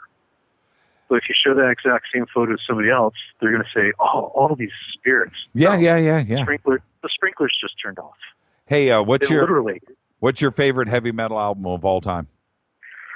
You see, I phased out in the 80s because Hairspray doesn't interest me. Right. But I'd have to say, if Desert Island, I could only have one album, I would have to go with good old traditional Black Sabbath Paranoid. Yeah, you can't deny that. You can't deny that at all. If I can only have one, and if they're considered metal, it's a tough call between Alice in Chains and Soundgarden. Yeah, well, you're getting into grunge, but the first Soundgarden record, the one that when I was touring with those guys, Louder Than Love. Yeah, I think that was Hands All Over, wasn't it? Yeah, Hands All Over. Right. Look, check out Rick with the big brain. Wow. hey, check it out. Carol Peralt she just tweeted, "My vote is Slipknot. All hope is gone." And if you want to go brutal, I would have to throw Sepultura Roots. Sepultura. There's another good one. Michael K. Yeah. He just Cannibal Corpse. Wow. Best way to follow suit. That's a band that people definitely purchase to piss off their folks. Yep. You know what though? I keep seeing this fly by on Twitter right now, and I want to keep this going. Cowboys from Hell keeps popping up. I like Vulgar Display a lot better though. Yeah, Vulgar Display of Power. I like things darker and forgive the term, grungier. Yeah, not necessarily grunge, but I mean. But they're both dark records, man. They're both dark, and they're both fun to listen to with headphones on in the dark. Oh man, Vulgar Display, the song "Walk." Off of that, I dare anybody to stay below the speed limit when that song is playing. Oh, man, you're too much. That is Sepultura's Rata Matata. Thank you, Rick. All the best, brother. Hey, no problem. You take it easy. Thank you, Rick. That's Rick in Vegas. Let's just go to the next call. Hi, you're live on Fade to Black right now. FADERNIGHT. Who's calling? Where are you calling from? You're live on Fade to Black. 3, 2, 1. Next caller. Hi, you're live on Fade to Black. Who's calling? Where are you calling from? Hello, Jimmy. This is Alex Mistretta. Alex Mistretta. How are you tonight, sir? Pretty good. How about you? I'm great, man. I am. I'm absolute. There's nothing better than FADERNIGHT. There's nothing better than FADERNIGHT. So there you go. Hey, it's a pretty cool show. I'm listening. I just heard Rick. Yep. And listen, I'm just going to say this now. There's 1, 2, 3, 4 calls lined up right now. Yeah. Just stay put, everybody. I will get to everybody, and if I don't pick up, just call back. Okay, it's no big deal. We'll get everybody's calls in tonight. Alex, what are you working on this week? So far, not a whole lot UFO-related wise. You've probably seen some of my posts. I've been mostly doing some research on some cryptozoology topic, getting an expedition back together, hopefully. I noticed your dinosaur stuff. Go ahead and take us through that. I thought it was absolutely amazing. Yeah, about 10 years ago, I spent literally 2 years of my life organizing an expedition and a documentary that was going to take off to the Congo. We've had reports down there of an animal the locals call Mokele Membe, which is this looks like a sauropod dinosaur. I'm not saying that's what it is. That's what it looks like. I've had some really reliable sightings. There's been some footprints. There's a film taken from a Japanese film crew. So anyway, we eventually Civil War, took place over there, and the expedition was canceled 2 weeks before I was supposed to do some location scouting. Right. So, I've been trying to get that back together, and I'm sure you've seen some of the posts, and there's throughout history, there's a lot of cave paintings from over the world and art form that depicts the sauropod that looks just like Mokele Membe in the Congo, and obviously it depicts who anyone knew what a dinosaur was. So. Yeah, and what Alex is referring to, he posted a bunch of pictures of indigenous art, cave art, carvings of things that just shouldn't be there, and specifically what looks to me like a brontosaurus. Oh, you know what? Like Dino in the Flintstones. You know what I mean? That the long neck, the body, the feet. And how are they supposed to know that ever existed? I mean, we didn't start doing, dinosaur digging until the 1800s. And that was a brand new phenomena to our generation. So how could, there be cave paintings that or carvings 1,000 years old, 2,000 years old, 3,000 years old, 4,000 years old of things that simply did not exist? It's one thing to have an alligator. It's one thing to have a shark. It's a whole other thing to have a long-necked dinosaur on a cave wall. And the thing is, all these drawings, are really consistent from the Amazon to Africa, and the exact same type of animal. It's not like they have, a plethora of different type of dinosaurs, and you start questioning, it's just imagination. But It's fairly consistent. And they're hunting scenes, too. And, right next to another hunting scene where they're hunting a hippo or an elephant. Right. They're hunting an animal. Right. Is it going to be the subject of your next book? Are you going to do a whole book on this? And I think you should if you're not. Yeah, I'm definitely thinking about it. It's going to be sort of like a prehistoric survivor, I think. That's what I'm thinking of right now in terms of the theme. So that and, a few other animals that may fit into that category. And like I said, hopefully I'd like to get an expedition back together and, maybe a documentary down in Africa. Yeah, what we should do is compile a bunch of this stuff together, and we'll get you in live in the studio, and let's do a whole show on it. I think it's a fascinating subject, one that Orthodox archaeologists cannot deny that. It's just amazing to me why it isn't talked about. It's just fascinating to me. Hey, Alex, I'm going to I'm going to let you go. I've got calls stacked up, brother. Okay, let's get to it. Hey, all the best, Alex. All right, Jim, I'll talk to you soon, all right? You got it. Alex Mistretta, everybody, one of the best researchers, authors out there. Checks in with us every Thursday. And I'm serious. That dinosaur stuff is flipping me out that he's working on right now. Hi, you're live on Fade to Black. FADERNIGHT with Jimmy Church. Who's calling? Where are you calling from? Oh, this is Bear from Santa Clara. Hi, Bear from Santa Clara. How are you tonight, sir? All right, or also known as Sir Bear on the Sandbox. You got me like major busted, dude. Why? What's up? Well, my granddaughter heard your intro and then plugged the computer and said, Daddy, this is not your radio. Wow. Okay. So my daughter called me and says, Daddy, that's not your radio. Wow. It was bound to happen. About generational feedback, man. Yeah, man, it was bound to happen. It was bound to happen. I got a trivia question for you. Sure. Do you know who the Grateful Dead was before they became the Grateful Dead? Yeah, okay, you got me. You stumped me. The Warlocks. Oh, is that right?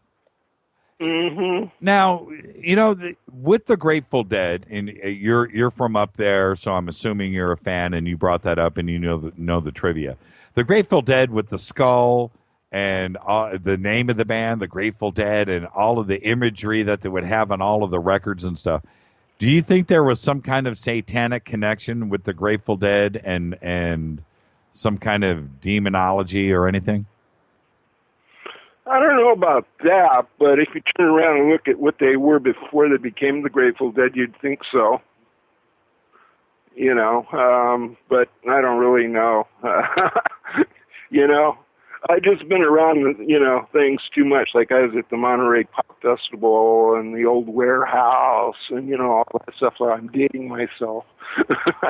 But anyway, you know, I grew up through all that stuff, and it was just like, whoa, you know. Well, with me, I remember there was an album that was it was Grateful Dead Live. It was white with the red, white, and blue skull in the middle, and it stared at me for the longest time. And I was all into, you know, Black Sabbath and the stuff that I was into in the '70s. And this album was just begging me to purchase it and take it home. Right? Yeah, and so I take it home. And I popped that thing on the record player, and I dropped the needle down, and Casey Jones is playing. And I'm like, what the heck is this? This ain't the Grateful Dead. Jones, you better watch your speed. Hey, thank you for calling in tonight, Bear. All the best, my brother. Yeah, you hang in there, and boy, it got really hot last night. It did, but, you know, that's last night. That's passé. This show is... You handled it pretty well, even though I had the images going. yeah. You know, it's thermonuclear meltdown, man. It's just like, whoa. Well, he didn't realize that he was on the wrong show, you know, and that's it. And that's why we do what we do here. Thank you, Bear. Yeah, you have a good one. Be well, be safe. All the best, Bear. Thank you, sir. All right. Hi, you're live on Fade to Black with Jimmy Church. This is FADERNIGHT. Who's calling? Where are you calling from? Yeah, this is Steve from Bluefield, where it's all real in the field. You know, it's kind of funny. And listening to, you know, well, we've had new callers tonight and so forth too, but Steve and everybody's the bright spot, but you're the bright spot in my night, man. How are you? I'm doing great, man. This is Fader Nation night, Jimmy. Yeah, it is. It is. Oh, man. So I have to say that probably for me, you know, because I'm not as old as you young whippersnappers, probably be Metallica wherever I may roam. Ooh. You know, okay, I was talking to Neil Turban. And by the way, I don't know what happened to Neil tonight. We had so much to talk about. But anyway, Neil and I were talking earlier today, and I said, I got to go, and I think I've said it on the show before, but I got to go with the Black Album. When it comes to Metallica, I like the old stuff. I do. I really do.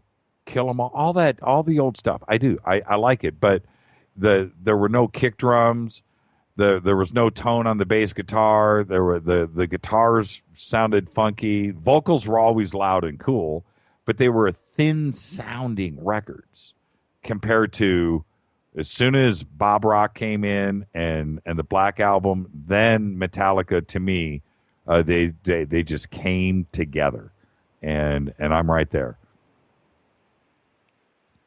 They were the real deal, I thought. They still are. Still are, man.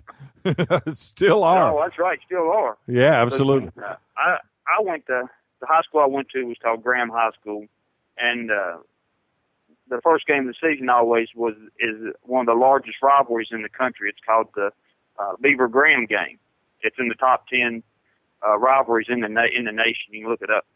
And we played at a stadium called Mitchell Stadium, and it held 10,000 people, and they would pack 12 to 13,000 people in this place, and they would play Enter the Sandman when we would come out on the field, and that place was off the chain.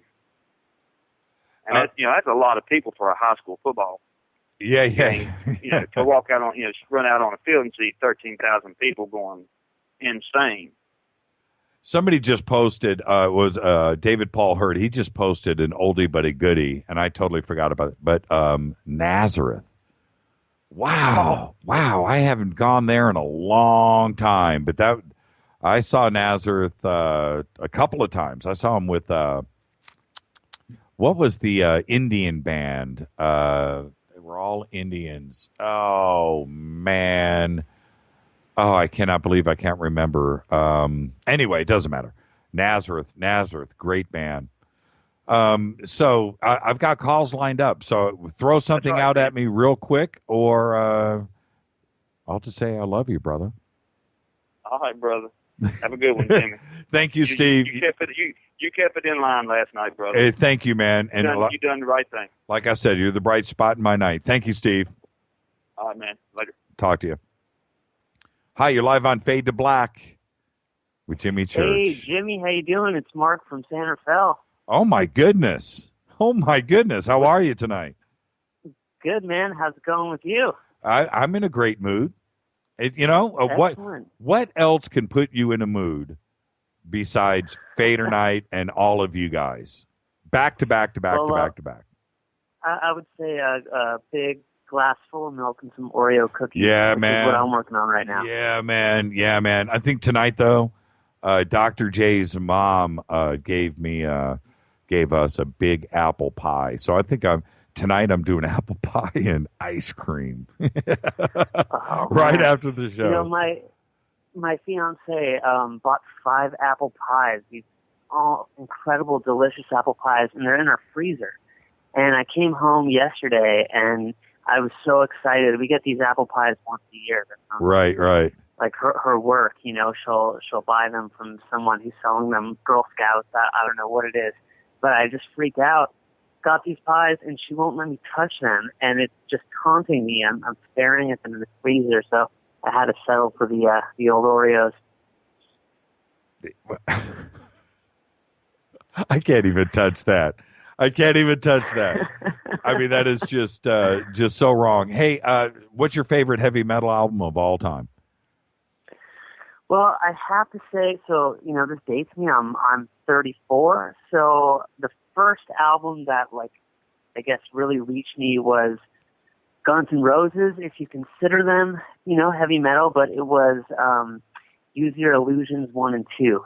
I think that reached out to me. I still love those albums. Still listen to them. And Metallica, the Black Album. And I know that's later in Metallica's career, later in Guns N' Roses' career, but that's actually what took me from listening to Weird Al to listening to real music. There's no denying what Guns N' Roses did to everybody. Now, I was so close to the fire with GNR and the Sunset Strip that I don't think all of us really realized, because we were just all friends, you know, we're just hanging out. And I don't think we realized what was happening with the rest of the world. And it would crack me up when I would go to the East Coast to visit my family.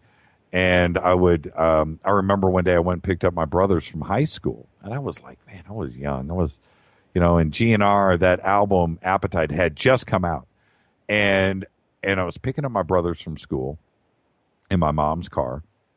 And there was like 4 or 5 cars in the parking lot at the high school with, you know, their windows down, jamming, all of them playing Appetite for Destruction.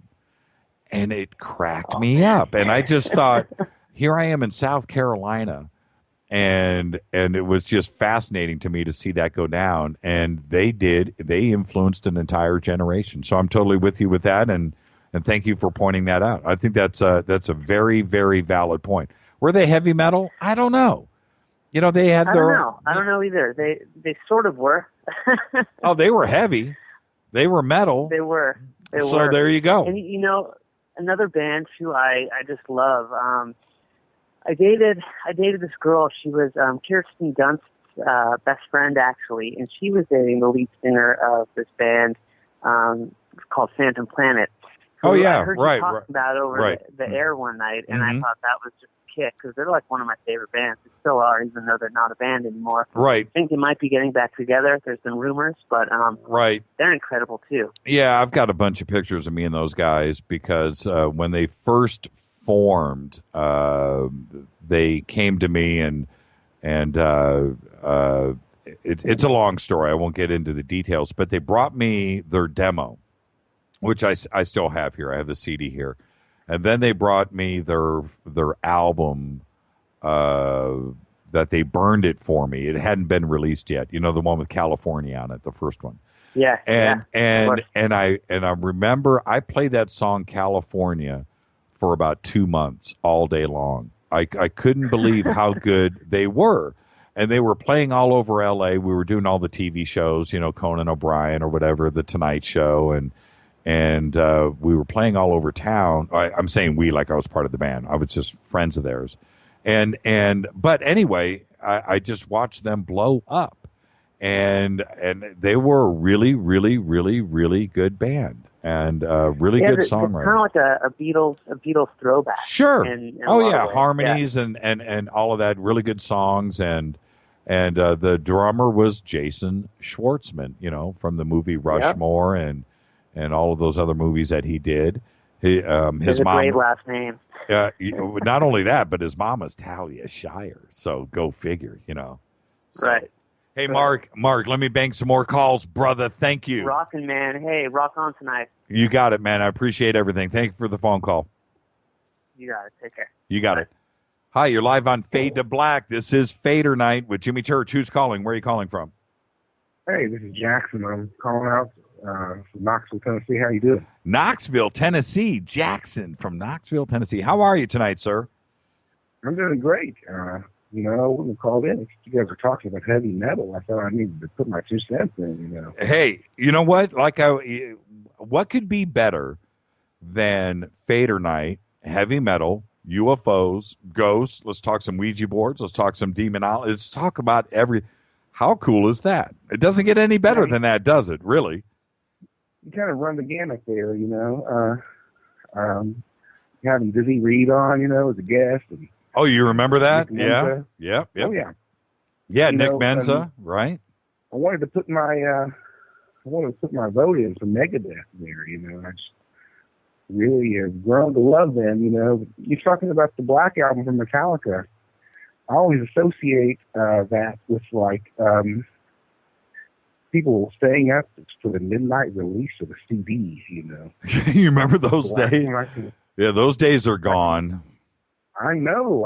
It's I don't know if it's sad or not. You know, you just download the one song or the 2 songs you're interested in now. It seems it's a whole nother world. There's so much anticipation. You know, there's so much.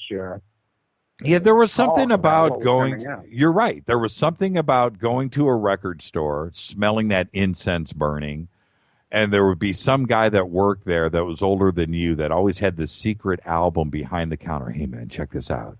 Check this out. That's right. This new band. What? Yeah, man. They're called Queensryche. They're going to be huge. What? You know, well, you know what I mean? Early. Yeah. And that actually happened to me. The guy whipped out Queensryche's demo tape. It was a cassette. And he goes, dude, I'm going to loan this to you. Go home, make a copy. You got to bring it back. It was like the secret stuff. You know, those days are gone. They're gone. Yeah, you know, there's not a lot of speculation. I mean, I remember sitting in middle school speculating about what the new Metallica CD was going to sound like, you know, hearing some of that pre-release stuff on the radio, sounding pretty different, you know. But yeah, I mean, I love my Megadeth, and I love Queensryche too. Actually, they're coming out with a new CD really soon. I'm excited about that. I don't even know which version of Queensryche to listen to now. You know, I love Jeff Tate. You know, I love Scott Rockenfeld and the band. You know, so we got two different things going on. But it's kind of hard for me to imagine, you know, without Jeff Tate's songwriting and vocals, how it could be actually Queensryche. You know, I know it's good. You know, I know it's good, and that new singer is good, and all that. I'm hip. I understand, but to me, Queensryche was the original band. You know, there was an element that happened there that it's rare, and it's a magic that happens. So yeah, I'm right with you. You know, their principal songwriter left long before. Well, in the 90s, the late 90s, Chris DeGarmo. Yeah, Chris DeGarmo. And so, as soon, you know, like I said, Scott Rockenfeld is still the glue. You know, he's a great drummer. And so you could keep it together, I guess. But you're right. DeGarmo wrote all of that stuff. And music-wise, it was just absolutely amazing. I got to thank you for calling in, Jackson. All the best. First-time caller, man. You too, man. Yeah, thank you, brother. All right, see you later. Have a good night. Hi, you're live on Fade to Black with Jimmy Church. Who's calling? You're live on Fade to Black.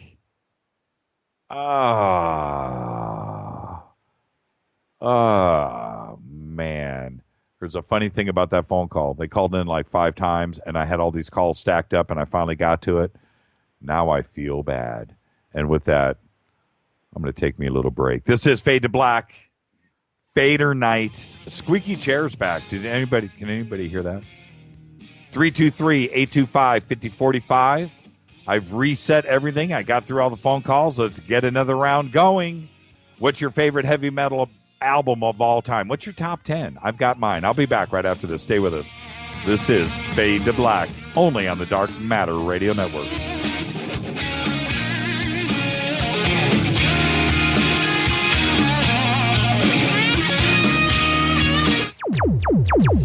Despite popular opinion, reading a book will not make you smarter.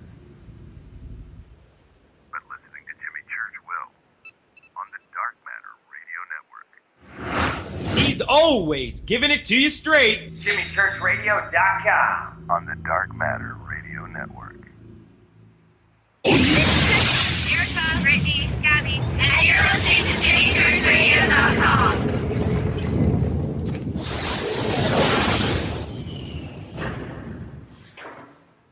This is KJCR at JimmyChurchRadio.com. On the Dark Matter Radio Network.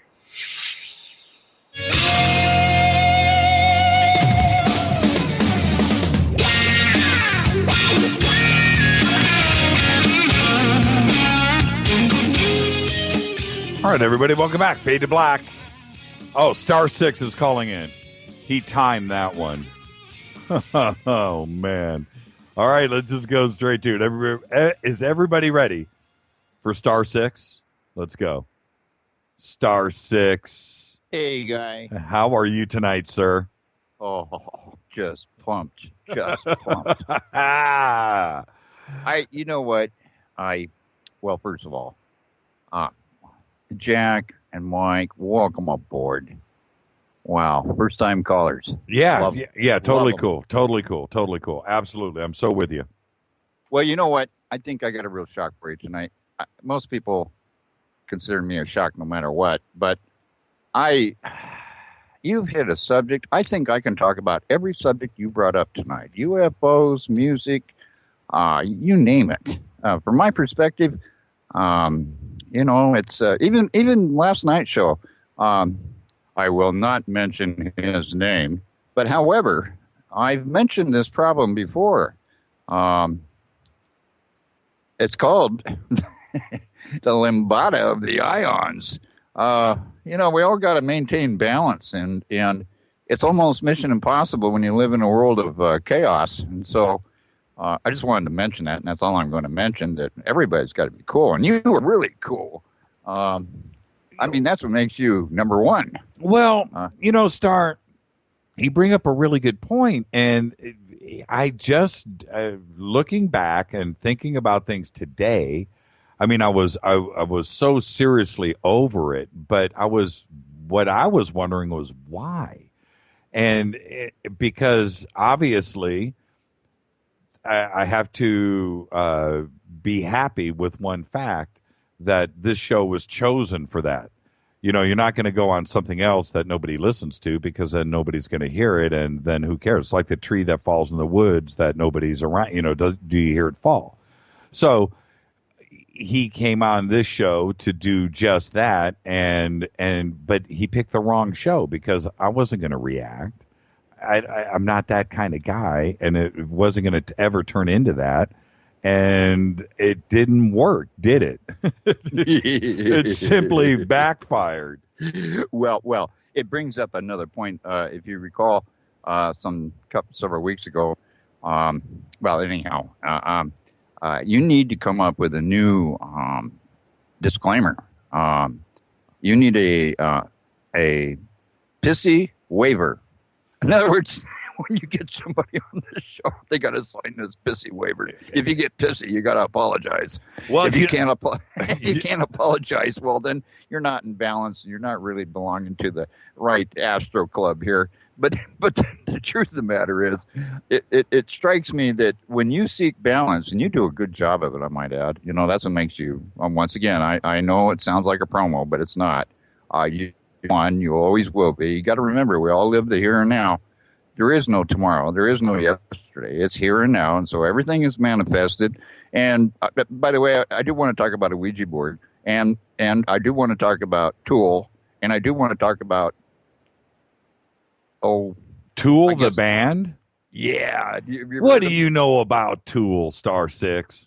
Well, Star 6 knows a little bit about everything. You got to understand. I really am Star 6.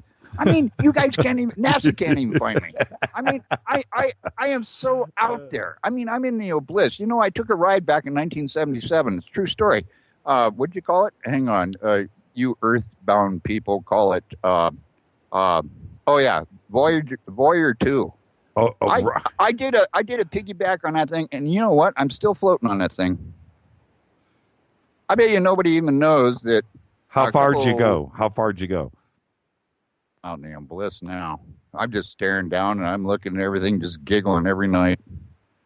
I mean, I hear voices in my head from the whole entire planet now. So do I. Oddly enough, I'm so with you. I'm so with you. I knew I was on the right frequency. Dialing into you was pretty easy. Do you realize how many listeners you have? It's a lot. It's a lot. I know. And it's growing every single day. But it's a lot. But it's also what's kind of funny is it's small in that we're all on the same page on this show. We're all on the same page. I feel the vibe from everybody, and the amount of responses and emails and just things that came in today from people I've never heard from before. And and I read those, and I'm just like, people are listening, and they all heard the same thing that we all heard last night, and it wasn't just me scratching my head going, wow, that is just crazy, and so it just, in a weird way, it made me feel a little nervous, listening to somebody come unraveled like that for no reason. And it was a weird thing for all of us to witness together. It was uncomfortable. But we all needed the experience. That's what Dr. Miller was talking about. You recall he mentioned this very same subject. We all need the experience so we can get into the next step, which is 1 nanosecond from now. Yeah, you're right about that. And Andy Barber, I'm going to say this out loud. Andy Barber is he's a syndicated show host and a fan of the show here. Hi, Andy. I know you're listening. And Andy sent me something today. He's like, dude, check this out, man. I have done hundreds of interviews on the radio, syndicated across the country. And you're always going to get one of those that sneaks through. Just move on. And it's the truth, you know. You just don't know. You don't know, and it snuck through. I Well, listen, I'm gonna make this real quick because I know you got a bunch of first time callers coming at you, and like Dr. Miller indicated, it's always one person at a time, okay? And that's what you do. And you know, who knows? The next 2 nanoseconds, you could have 2 million people listening. Right. So here's what I wanted to just bring up. Tool, for example, you know, that Tool is it is a tool if you're into our world, and Tool is, I can't think of any finer music. I can't finer lyrics or anything to say. I mean, that's the message of the Law of One. And then also I wanted to mention, I sent you, I don't know, I'm not doing too good with Twitter. I don't know why. I think it's my software. But I'm trying to get a hold of Keith Brock and the LA All-Stars. I don't even know if you know those people, but I'll tell you, Keith Brock, he's him and John Popper. Maybe you know some of these names. I don't even know. I can't even remember them all. But there's Alfredo Reyes Jr. Right. Yeah, of course. He's a great guy. Oh, yeah, you know him? Of course. Yeah. Well, would you tell them to call me because they got totally screwed out of something up here in Monroe, Washington. I want you back. I got the city council. I got your back. Don't worry about it. I know how to put on this deal. And I'll finance it, and I don't care what anybody says, including the city council of Monroe, Washington, the little lightweights. So, you know. Oh, that is too funny. Alfredo, man, is absolutely amazing. That whole band is amazing. If anybody hears this, would you please have somebody call me? I got to tell something. I got to tell you something. Keith Brock, he put in his own cash to pull this movie off, and he got screwed out of his cash and everything else. Well, guess who I am? I'm the Reaper. I can recover cash out of I don't care. I can recover cash no matter how many years ago it was. I will collect.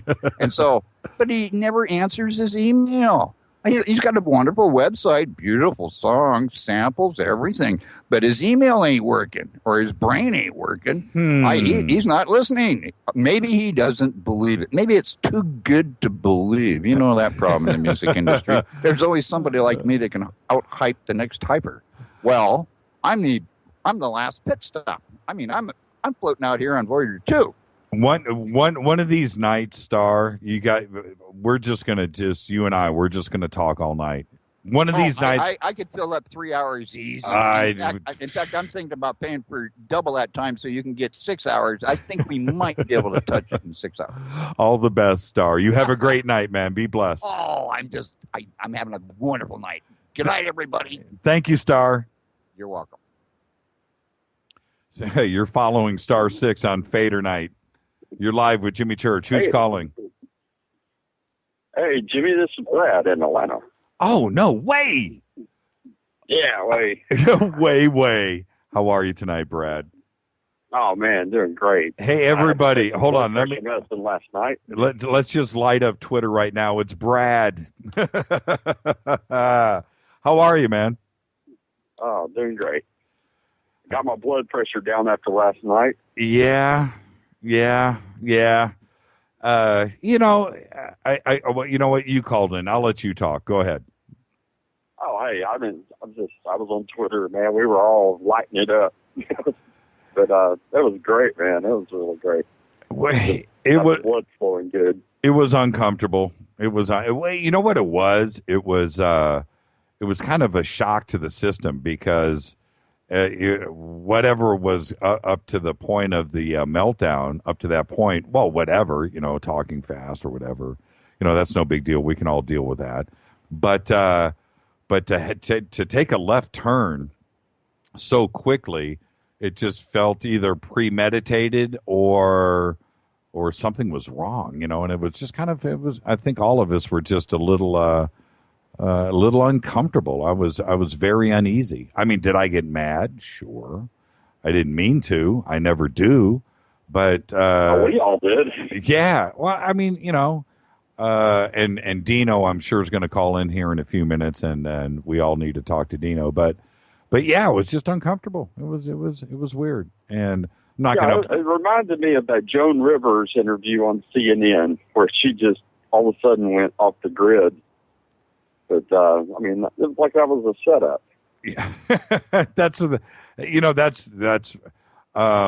today. Just thinking about it, it was just too premeditated. It was nobody does that. It was just done with intention and malice, and it was just and it's just the wrong show to do that on. I'm not going to hang up on anybody. And, like I said today in the post, I treat everybody like they're in my home.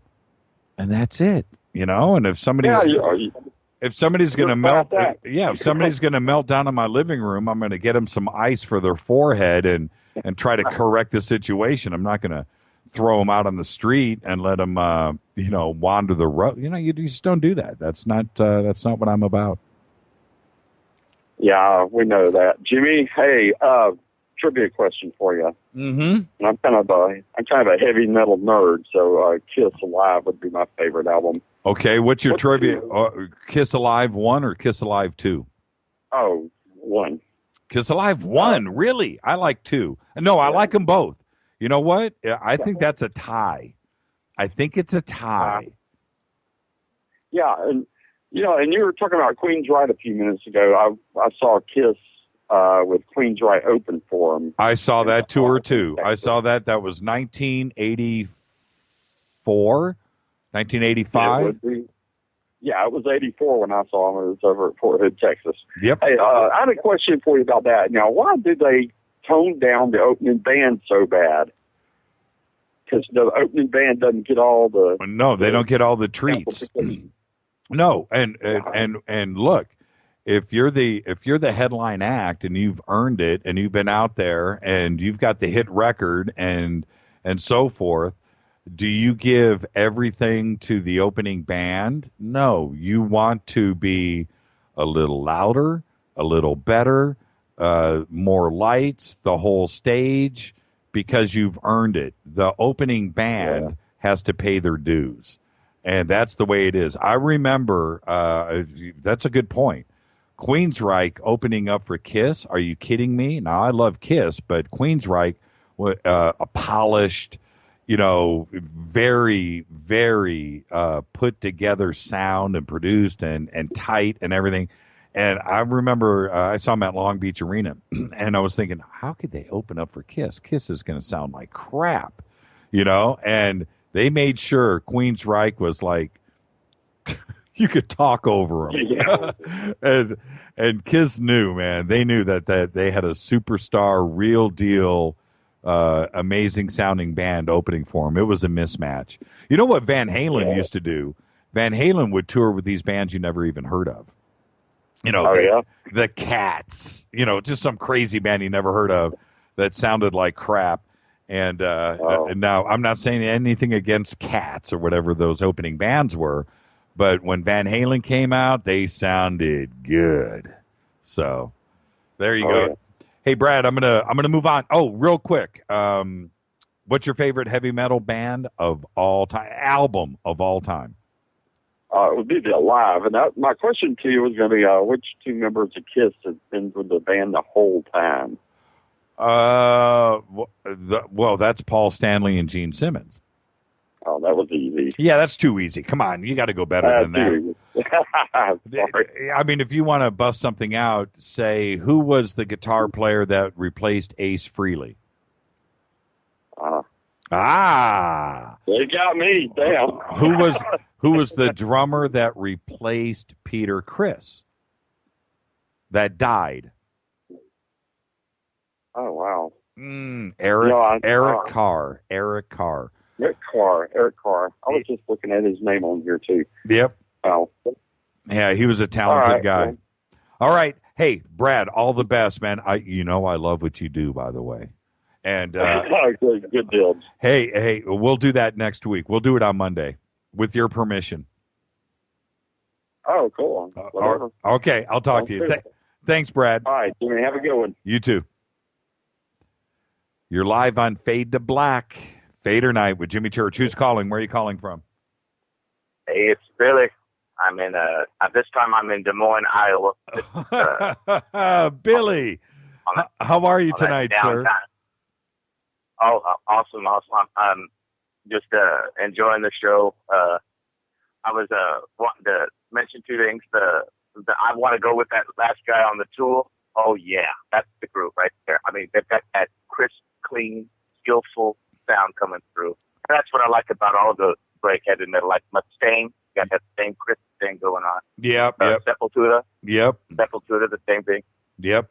Another album I haven't heard mentioned was Seasons in the Abyss, Old Slayer. Now it was a dark album, but it was very skillful. I'm with you.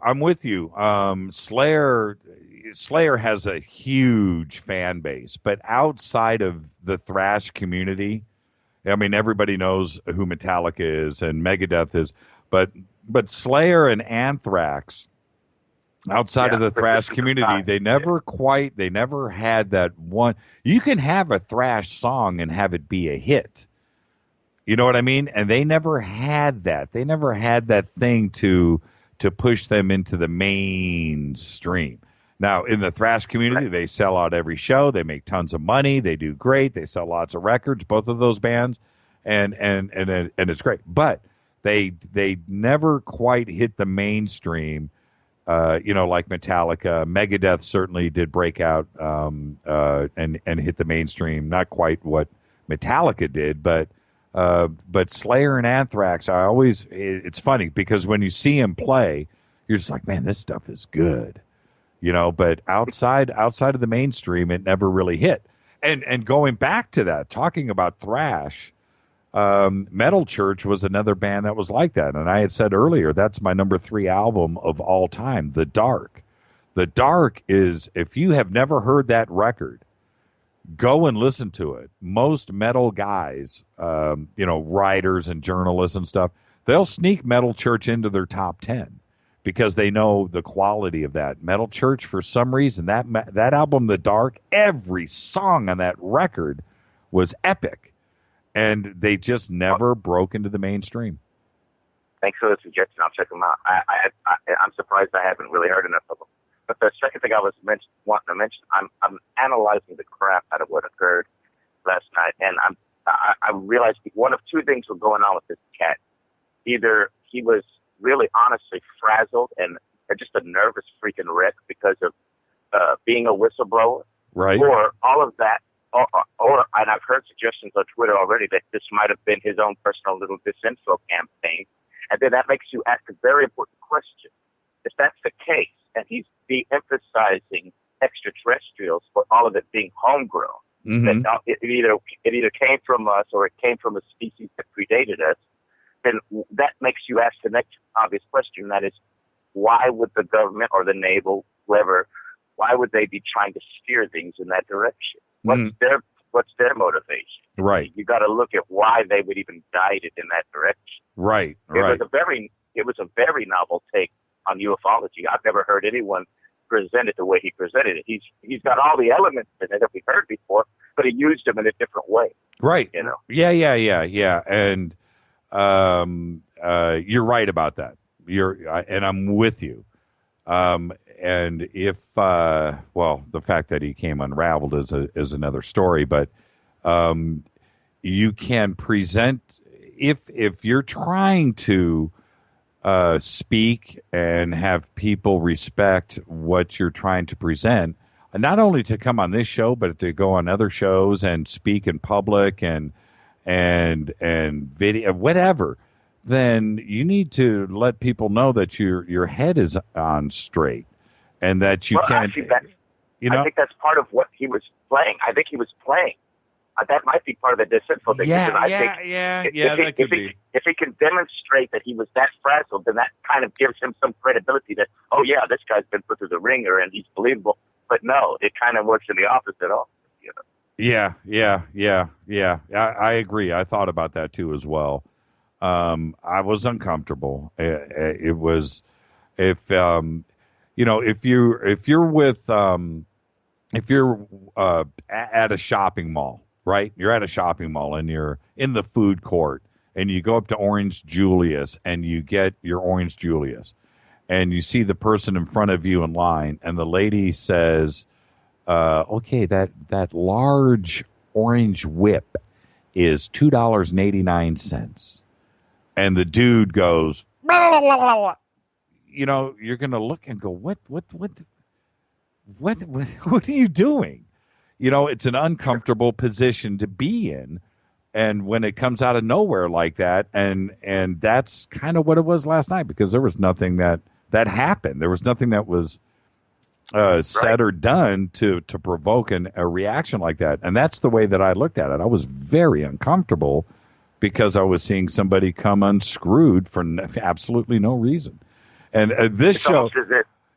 Go ahead. I'm sorry. It's almost as if the before show conversation that he had with you calmed him down to knowing who he was speaking to, but then when he brought a guest on, it made him nervous or something. I don't know. It was very weird because everything that Dino said seemed to set him off. It was crazy. Yeah. It was pretty bizarre. It was bizarre. But anyway, you know what? And I'm serious about this. It's yesterday. You know, it's yesterday, and I'll be very.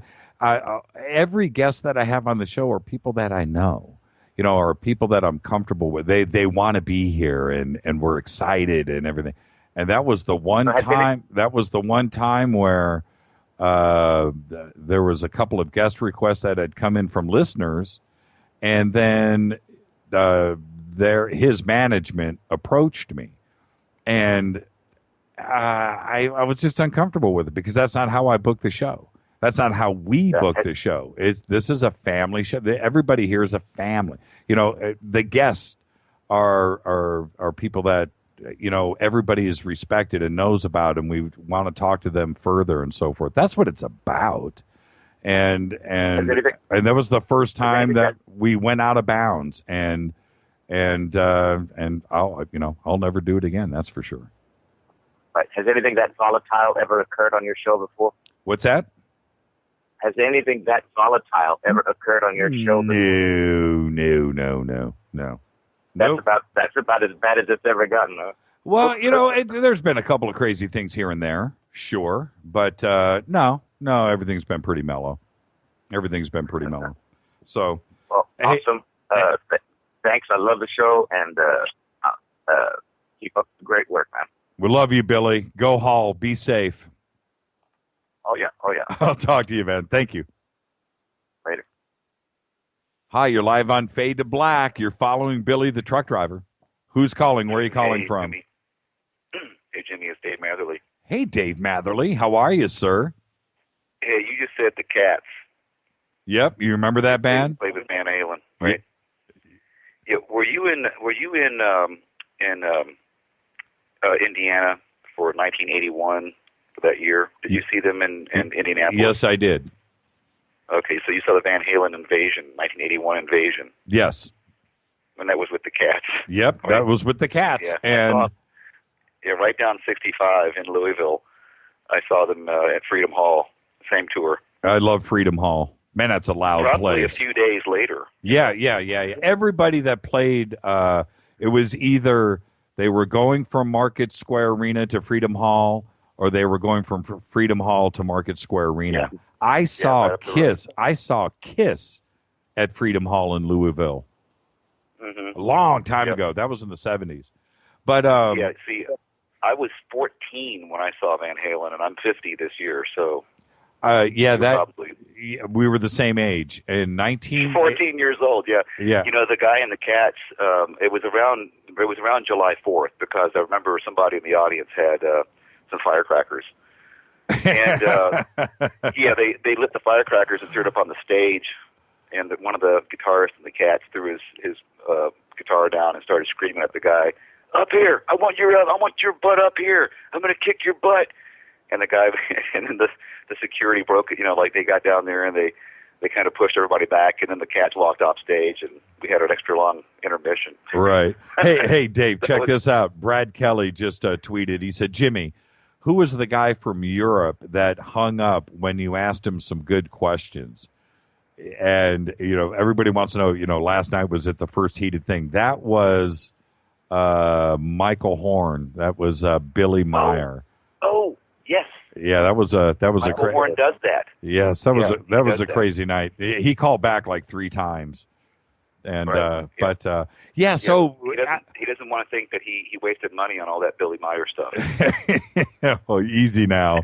Easy. Hey, that band The Cats. Do you They're from remember? Pittsburgh. Yeah, is that where they were from? Yeah. I don't remember much about them other than they said we're from Pittsburgh, and I thought, okay, well, give them a try. My first concert. It was my very first concert. I'll never forget that show. And you had to have been depressed because the Cats were not that good, were they? Well, we were just laughing at them, especially after the guy threw the firecrackers up on stage. We were like, yeah, get off the stage. We were loving it. Hey, Dave, We were loving it. favorite heavy metal album of all time? For me, I literally, it would have to be. I was a Van Halen fan before I was a Grateful Dead head. So, Right. I mean, literally, you know, favorite heavy metal record would have to be Van Halen 1. Ooh. You know? Ooh. And, you know, Ooh. that would be it. Okay. Well, you know, that's a whole nother, where you just jumped into, that's a whole nother top That's like 10. the beginning of glam rock. Yeah, sort of, that's a whole you know, nother it's not- top 10. And that's a good top 10. What's your favorite Van Halen album of all time? That's a whole nother category. For Right. me, See, I would have to say my favorite Van Halen album isn't really a heavy metal record. It would have to be the 4th one with the weird trippy stuff. yeah, It was a totally out of place record. yeah, It was filled with trippy stuff. well, And synthesizers. for me, you're talking about 1984. For me, well, hold on, wait, it's Van Halen, Van Halen 2, Women and there's another Children. one. Oh, you're talking about Diver Down. My bad. No, Diver Down was 5. No. Fourth one. No, the fourth Dave. one had. Dave. You're talking to Eddie Van Halen Jr. here. First album, Van Halen. Second album, Van Halen 2. Third album, Women and Children First. Women and Children First. Fourth album, Diver Down. Yes, Oh, sir. Okay, so the 5th one was the one with the weird painting on the cover, the green forest looking thing, and it had an instrumental on it called "A Sunday Afternoon in the Park" or something like that. And it was before. It was like it had to be. It was the one before Panama, whatever that one was. That's 1984. Right. Okay, And so there's one between 84 and Diver Down that nobody thinks of. what? It's not even considered a Van Halen record. Okay. It's bizarre. Let's see. Favorite Van Halen, like Van Halen, 5150. Somebody just came in with 5150 from Rick Sinnett. He's coming in that with. came later. He's coming in with Yeah, this- Sammy Hagar. Now, Yeah, fourth this one album had was. one hit on it. See, look. It had one hit. We need to be very careful here, Dave. Oh, Fair Warning. That's it. Yes. That's it. Yeah. Yes. That one is my favorite record of theirs. Ah. It's just fun to listen to. It's trippy. It has it has one hit off of it, which was the I can't think of the name of the song now. Yeah, I can't think of the name, but that's my favorite one of their records. You know. Yeah, Fair Warning. Fair Warning.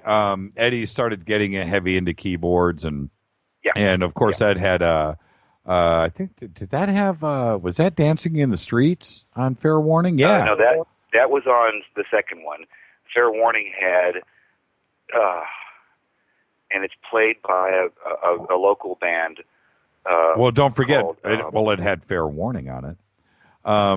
But yeah, I loved Fair Warning. I see. The thing is, for me, although Van Hagar was good stuff. See, like I said, this is a whole nother category. Van Halen was, right. Into their own. They had their own sound. They had their own thing, and they didn't sound like anybody they were else. less metal after a while. while, they really went into their own.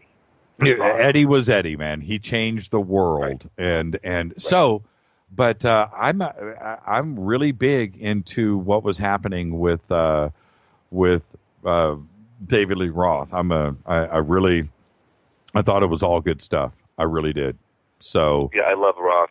I was never that much of a Hagar fan, although I've worked with his son Aaron Hagar at Rick Baker's studio. He was on Gremlins 2 with us, and he worked at a few other places. And Aaron was always cool. I didn't know Aaron's dad was Sam Hagar for a long, long time, and when he said it, I was like, of course, you look just like him. It was just kind of strange, but yeah, I was never that big of a Sammy Hagar fan. I just his solo stuff, Van Hagar, the whole thing. I just have, I have no taste for it.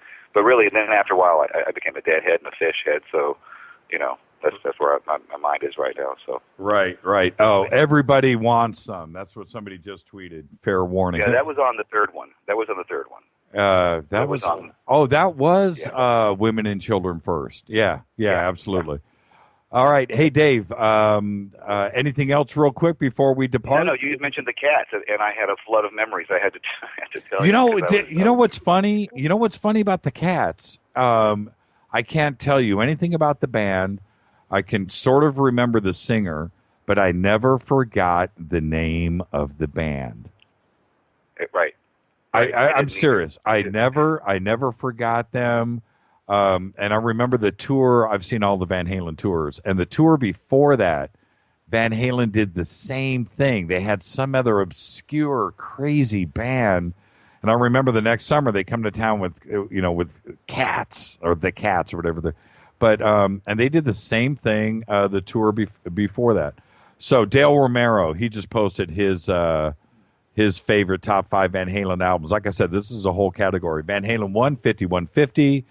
Fair Warning, Diver Down, Women and Children First. And my favorite is Van Halen 2, and he did not put that in his top 5.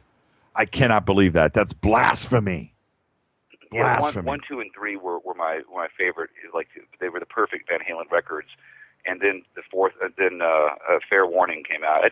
Diver Down was like so commercial and it was so overplayed on the radio. It made me want to not like Van Halen suddenly. Right. It got too big. And then Fair Warning happened, and I found a new Van Halen. Right. And they didn't live for too long. They were just there, then it was gone. Hey, hey, Dave, I'm going to jump. Eugene's calling. So thank you, brother. Dave Matherly, everybody. Eugene, how are you tonight, brother? What's going on? Hey, check this out. You want to bring in Dino? Yeah, I mean, I was just calling because I feel like he needs to get a little love from us because I don't think he's ever waited 2.5 hours to call the show. 23 different episodes. He just called. Yeah, right. He just called in when you called in at the same time. He just left, so he's probably listening to you now. Hi, how are you, man? You know what? Why don't we throw him on? I'll listen to it and then I'll call back. No. I clicked on you first. Dino knows what time it is. He'll call in as soon as we're done. So. Not a big deal, man. Eugene, how you doing? Everybody, Eugene is with us. Yeah, I forgot there was a delay. I was going to open up with some lame little joke about asking for an application and being a FADERNIGHT, but listening over the headphones, I forgot the delay. That's too funny. And but no, after last night's debacle, I don't know what else there is to say other than what you've covered or whatever the other callers covered. So I just feel like Dino needs to hear it from some of us that he's done absolutely nothing wrong. And you know what though? Dino's a very, very smart and cool cat, and he knows that he knows. Not only did he do nothing wrong.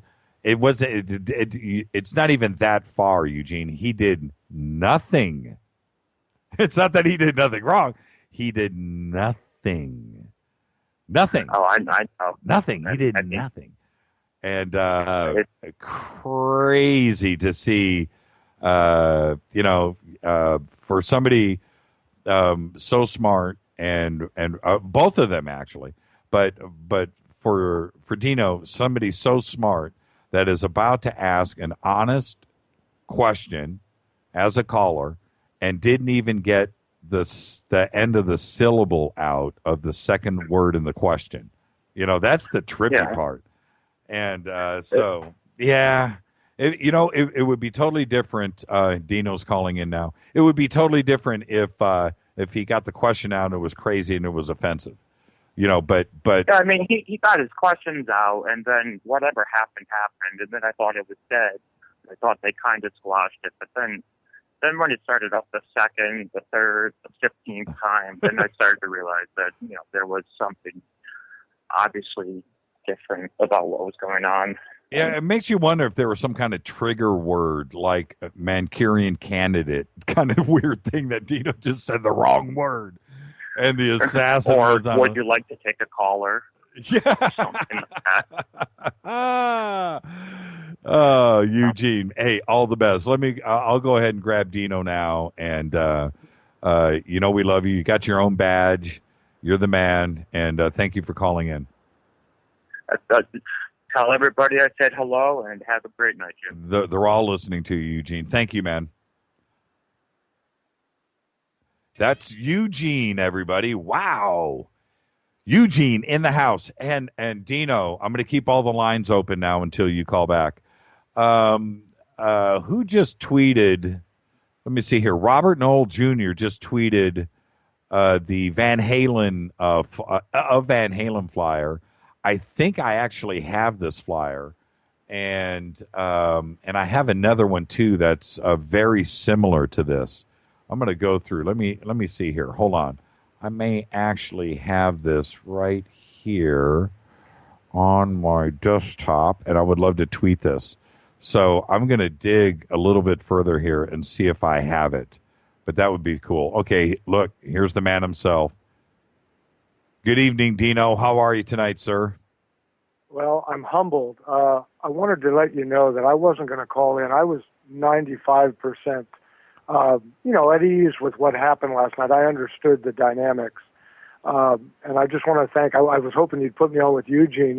If you can get past Eugene, who's one of the most critical guys, I was going to ask him if he's a Virgo. But, he used to, when I first started calling in, he was very critical of me. And I just want to thank him. He's always been supportive when I try to be on my best game, but, during this time of year, I work part of the year and I get up 6 a.m, and I'm not as sharp as I am during the summer, when I have more rest.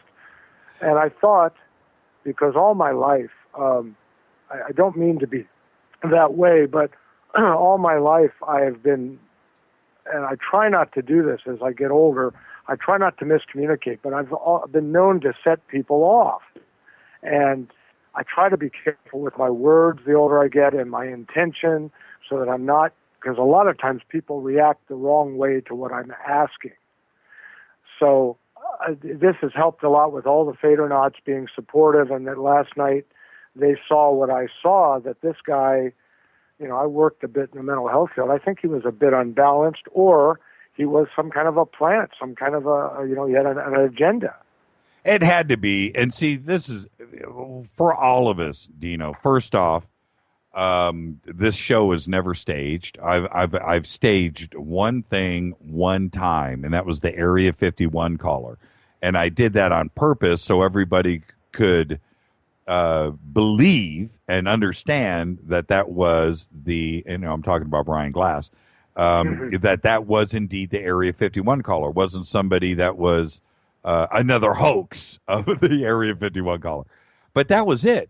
And I explained to everybody why we did it, and we did it like we did so everybody could understand. So that way they would believe him when he tells the story about how and when and why the original call went down. That was it. Other than that, the show's never staged. Why would I? No, and ditto what you just said and I won't mention his name, but he was rude to me too, the engineer from Boeing. Now, I was on the air originally on that call, and you said, oh, wait a minute, let me put this guy on. I had no idea who he was. Right. I was just stating what I believed about 9/11. Right. And what you know, and I had a cheat card with me about some engineers and stuff, and I wanted to get his opinion, not confront him, but just say, well, what about this? What about this? And immediately he exploded. And I thought, Dino, what is it, man? What is it about you? and I don't like that. I don't want that reputation. I know, because if and you saw me, don't. if you ever meet me in person, I'm a tall guy, but I've been told I have a gentle face. I've had a lot of schizophrenics on the street for years. People would approach me in the Bay Area, and I'd help people, and they'd ask for help. And I asked a girlfriend once, what is it? She goes, well, you have a face that people are not threatened by, you know? That's funny. So that's the thing. I don't know why, but I know that I have Sagittarius rising, which is the tongue of fire, and it seems to be the tongue of truth. And some people can't handle the truth. Eugene said he's a Pisces, by the way. He just okay. Well, he's a dual sign like you and me. We're all Libras. Yeah, right. And so is Sammy Hagar. Sammy Hagar lives in my town, and so does Bob Weir of the Dead. And by the way, I'm shocked that a man named Bear, with the Dancing Bears and the Grateful Dead, doesn't know that the Grateful Dead found that after they were the Warlocks, they got tired. They had all these names they went through, and Jerry Garcia just opened up a dictionary and said, screw it, and he pointed, and it pointed to the Grateful Dead. They were not satanic. I met 3 of the guys in the band through the years. They're nice guys. In some ways, we're not too together in other parts of their lives, although great musicians. And that's what it was. And if you can back me up, Dennis McNally wrote the official autobiography, or the biography of the Grateful Dead, and it's in there. Well, I think a lot of bands, and I've been around so many, that some of them really think too hard about the name of the band. It's about the music first. That's the first thing. I mean, look at Van Halen. Just name it after us, you know. And I remember when we named our band Emergency back in the 80s, John Dominguez and I and Mick Stone were at a bar, and the band had been together for a while, 6 months or something, but we had no name. And we were getting ready to go out. We got an agent. We were booking shows, but we didn't have a name. And so we're literally sitting at a table in a bar, and we were just talking. And Dominguez had told us that he was an extra, a child actor on a bunch of TV shows. And I said, oh, really? Like what? And he goes, well, I was on the show Emergency. And I went, that's the name of the band. And he goes, what? Yeah. And that's what we did. And that's how no thought, no nothing, it was crazy, deep thing. That's how we named the band. And we almost forgot it's like about rock it. and roll Ouija. Well, yeah. Totally. And it was just one of those things that, and the name of the band to us was not important. We just got it out of the way. All right. It's Emergency. Well, and we now, moved Sammy on. Hagar, do you consider him heavy metal? I consider him. Well, it depends. I mean, Montrose was a different kind of band that he was in, and then the Sammy Hagar solo stuff that he did, I Can't Drive 55 and all of that. Yeah, it was kind of like a pop metal. It wasn't quite heavy metal, but he was a really, really good guitar player back in the day, and I always wondered how he was going to pull that off with Van Halen, because he was a decent guitar player. And but the only reason I mention that is I'm the wrong guy to talk about this. I was not going to even call in tonight, but they wanted some closure, I guess, to FADERNIGHT. But I've met the guy, and he's a gentleman. He's a good person. His daughter goes to high school. He's got a nice wife, and he's totally the opposite of the image of heavy metal. And I think, I've never been a fan of heavy metal. I came just a few years before you. By the way, Jimmy, have you ever done Oriental astrology? No. You don't know what year you're born? Nope. Because I think you're born the same year as me, the year of the rabbit in the Oriental astrology. What does that mean?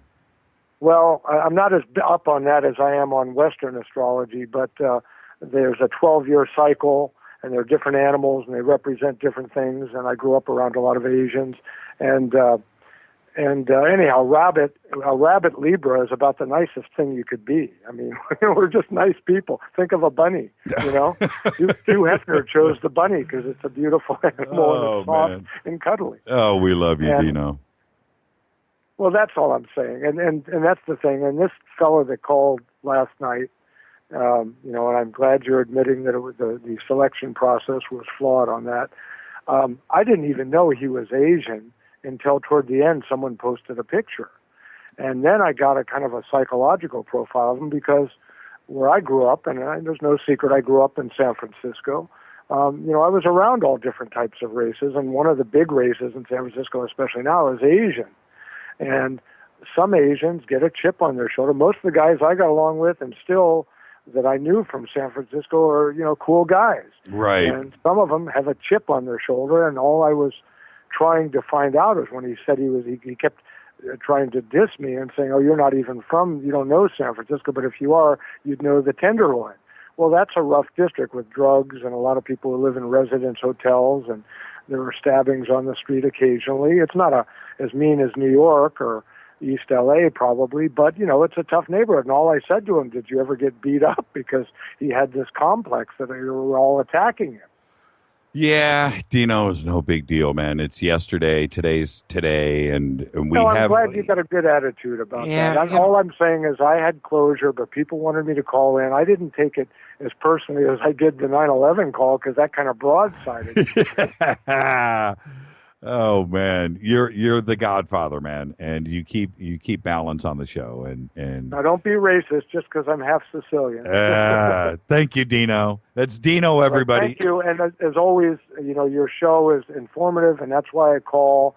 And I want to ask questions that inform me. I try to keep up to date on the extraterrestrial, the others, and, you know, just have Carrie Cassidy back. I love her. Have all those guys back, and we'll talk about a different chapter of what they know. Hey, don't forget, everybody. I'm going to be with Carrie Cassidy this Saturday at the Hilton Hotel at LAX. From the seminar is 11 to 6, and I'll be on stage with her 12 o'clock, 1 o'clock, something like that. But I wish I could be down there. Yeah, come out and hang out. Yeah, you're right. I got to get Carrie back on the show. Thank you, Dino. Okay. All Don't the forget best. Dan Aykroyd. We're waiting for him. I'm working it. Okay. I'll talk to you. Bye, Dino.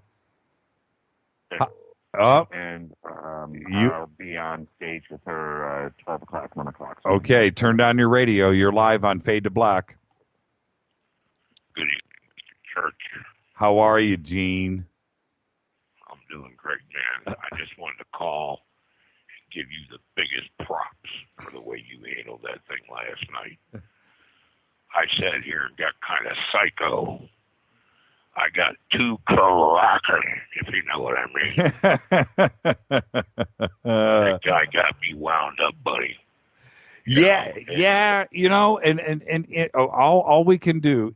Look, the cool thing, Gene, and I know that you get this because you listen to the show every day. You hang out, you do commercials for us now and everything. But you know, of everything that's out there, this is the most balanced, you know, even keel thing, and and that's why we were all taken by surprise. I mean, it was just it was a shock to the system. Well, your professionalism and your broadcasting excellence shone through the entire situation. And I just want you to know that we respect you beyond respect. You are the captain of the ship. And you plot the course and we follow. And all I have to say is God bless the FADERNIGHT. Thank you, Gene. Keep it cracking, baby. Thank you, Gene. Have a good night. Now, how is that for everybody? That's what I am talking about. What's this? I hope Jimmy's wearing pants tonight. Oh, come on. Let me Dale, that's too much. So let me scroll back here. Who won? That was Michael Anderson. I think Michael, Wallanda, we got to get something in the mail to Michael. Or did we just mail something to Michael? Or did he get, because that he nailed it. He absolutely nailed it. I posted, follow us on Twitter right now, at JChurchRadio. That's what you want to do. Come hang out with us. Hashtag DMRadioNet. I just posted a flyer from, is the date on this? I'm going to guess, if I was to guess when this flyer was done, this show, I'm going to say 1984. 1984. And Dale knows. He knows about Wild Rags. He knows about everything that's on this flyer. But I'm going to guess and say 1984. That was a Halloween show we did at Gazzari's. We headlined at Gazzari's. And, yeah, there you go, man. That's painful to look at, everybody. All right. Gotta love Fade to Black. You gotta love FADERNIGHT. I love hanging out. Got a ton of email. I'm going to try to get to some of those right now after the break. Cracklins. This is Fade to Black. I've got enough time for maybe one or two more calls, and Les, the closer, will be with us in just a second. Stay with us, everybody. I'll be back right after this.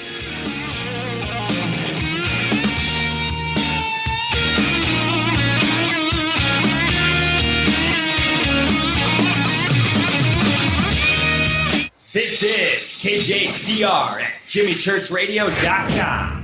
On the Dark Matter Radio Network. Hey, this is Alan Johannes from the Vultures, the Queens of the Stone Age. You're listening to JimmyChurchRadio.com. Rock on.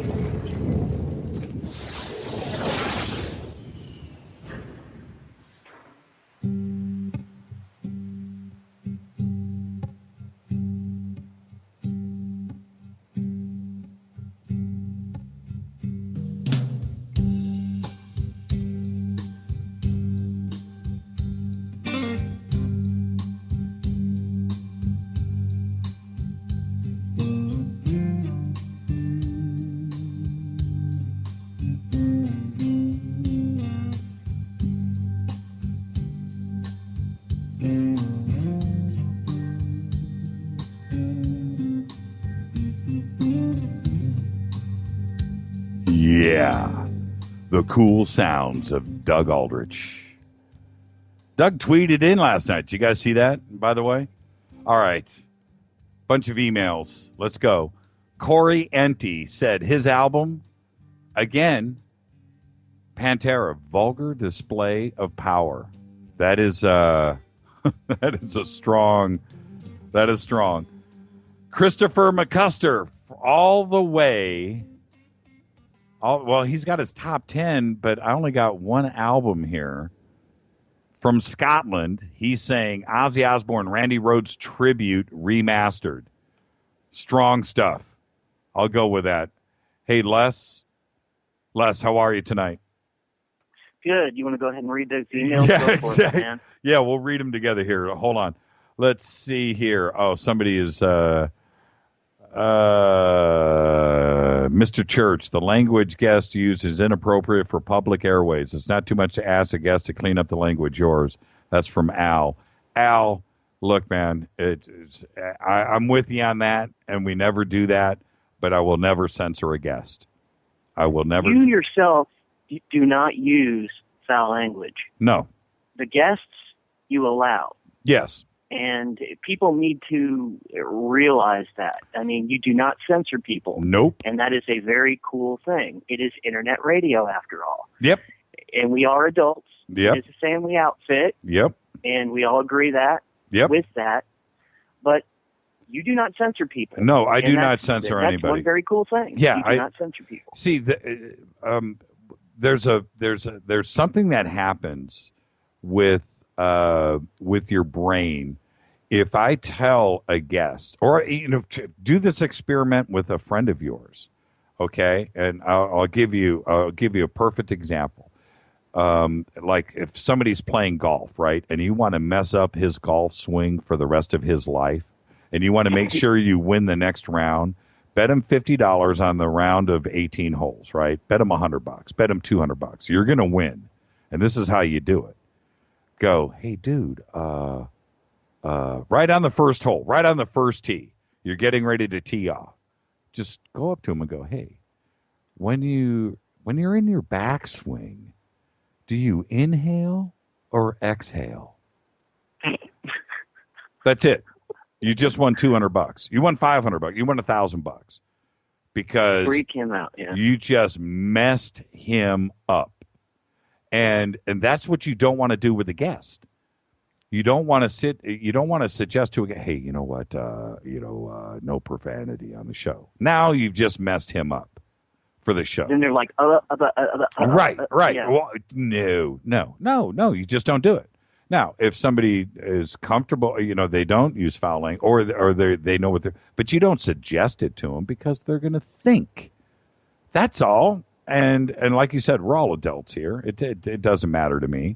When I'm off the air, I'm a sailor. But I really, But no, I don't use foul. There's no reason for it. If I use foul language in my personal life, something has gone down. Either something's really funny or I'm really angry, but something has happened. You know what I mean? That's what would cause. But in a normal conversation that I'm having with somebody at the dinner table or whatever, no, I wouldn't do that. I just don't. I don't care. You don't need it to emphasize anything.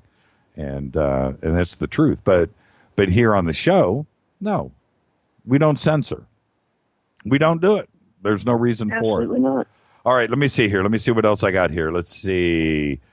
Deborah Cox just sent me an email. What about Richie's work now that he's in Blackmore's Night? Ooh. Are you talking Richie Sambora? No, Richie Blackmore. Richie Blackmore. Les, you were just fired. Les just got fired. Les just got canned. Fired. Clean out your desk, Les. Yeah, that's not metal. Sorry. Hey, that's Richie. glam rock. No, I will say one thing for Richie, and Richie doesn't get credit. There would be no Bon Jovi if it wasn't for Richie Blackmore. Why? Richie Sambora. Why? Richie can sing. He's a far better singer than, and and I'm telling you right now, John Bon Jovi will tell you that every single night. I only sound good because I got this guy singing harmony next to me. And that's the truth. I'm glad you said that because I agree with you 100% on that. Oh, He's yeah. a great backup singer. Oh, yeah. Great backup singer. He sings like an angel, man. He's great. He could be the lead singer in that band. And on top of that, the dude shreds on guitar. He is a full-on shredder. I love Richie Sambora. But anyway, back to... So when are you going to bring your guitar and play for us? I have one right here in the studio. Got a little amp right here. I don't play as much. Well, on the sports show, the music that we would play on the sports show was all stuff that I did. But and I did it because I didn't have to pay for it. That's one of the oddest reasons. Okay, you want to set Twitter on fire right now? What's that? Fade or not? Everybody type in right now, yes, if you want Jimmy to play for us next Fader Night. Oh, man, I'd have to practice all week. I might. I don't know. I could. You know what I should do is I'll break out on one of these Fader Night shows. I'll break out some of my tracks. I'll play some of my stuff. The original, look, everybody should understand one thing. The song, the intro, the Space Boy intro, that's now on like its fourth version of the song. Originally on the sports show, that was a heavy metal version of a song that I wrote called, I can't even remember the name of it now. Might have been called Yo Mama. Or I'm a pig, or something. But anyway, so that's what that was, and then it went to another version, and then somebody else, and then Kovar grabbed a hold of it and did a version of it, and then now we have the Space Boy version of that song. And if I played the original of it, you would flip out. It is just the heaviest thing you ever heard in your life. And good. We'll hear it next week then. Yeah, right? yeah, I could do that. I could bust it out. Sweet. And Brad Kelly just said, "Let's hear some emergency." I have some of that stuff. I actually, that is just painful to listen to. Oh my goodness. That's going back. Emergencies 1984, 1985. That's 30 years ago. And if oh man, I don't even want to talk about that, man. yeah. Well, look at Good what times. let's go back to your parents, right? And what did your parents listen to 30 years ago? And sounds ancient to you. And I remember saying to my daughters one day, I forget what it was. They're in the back seat of the car. They were probably like 9 years old or 10 years old. And Rita and I were driving and we're rocking out to, like, I forget what it was, but it was like, it might have been Van Halen or Europe or White Snake, something that was on the radio. And we were cranking, and Rita and I are just in the front seat banging our heads and singing along. And I turn around to my daughters, who are not even paying attention to us. And I go, does this sound old to you? And my daughter Deanna goes, ancient. I was like, you're killing me. It was like Dance the Night Away or something by Van Halen, you know? And I thought, how times have changed. How times have changed. So before we have to close, I will tell you my favorite album, heavy metal album. Go. And that is Master of Puppets. Wow. Les goes with Master of Puppets. Wow. That's impressive. That is a tie with Iron Maiden because I really love Iron Maiden. Well, but, Master of Puppets has to be my favorite. Okay, before we roll music, which Iron Maiden? With Bruce Dickinson or without? With. Okay, with. Break. Yeah. The original singer, I can't remember his name right now. Somebody should tweet that. I can't remember that guy's name. And people really think. I mean, there are fans out there of that sound, and I just couldn't do it. I couldn't do it. But as soon as Run to the Hills and that whole Bruce Dickinson things, I was like, wow. You know, today, Les, and I'm gonna roll music, and we're about ready to go. Today, I'm a bigger fan of Iron Maiden today than I was back then. And isn't that sad? Isn't that weird? Not necessarily. Let's go. Roll the music. Okay. Roll credits. Let's go.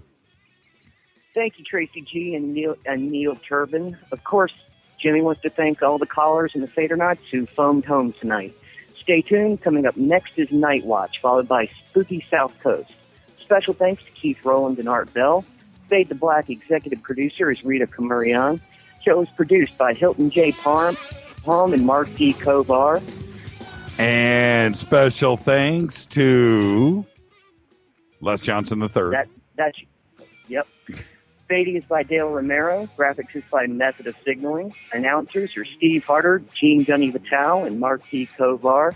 Music is by Doug Aldrich. Show intro done by Bass Boy. Fade to Black is produced by KJCR for the Dark Matter Radio Network. And we are out of here. Thank you, Les. Thank you, brother. Have a great weekend.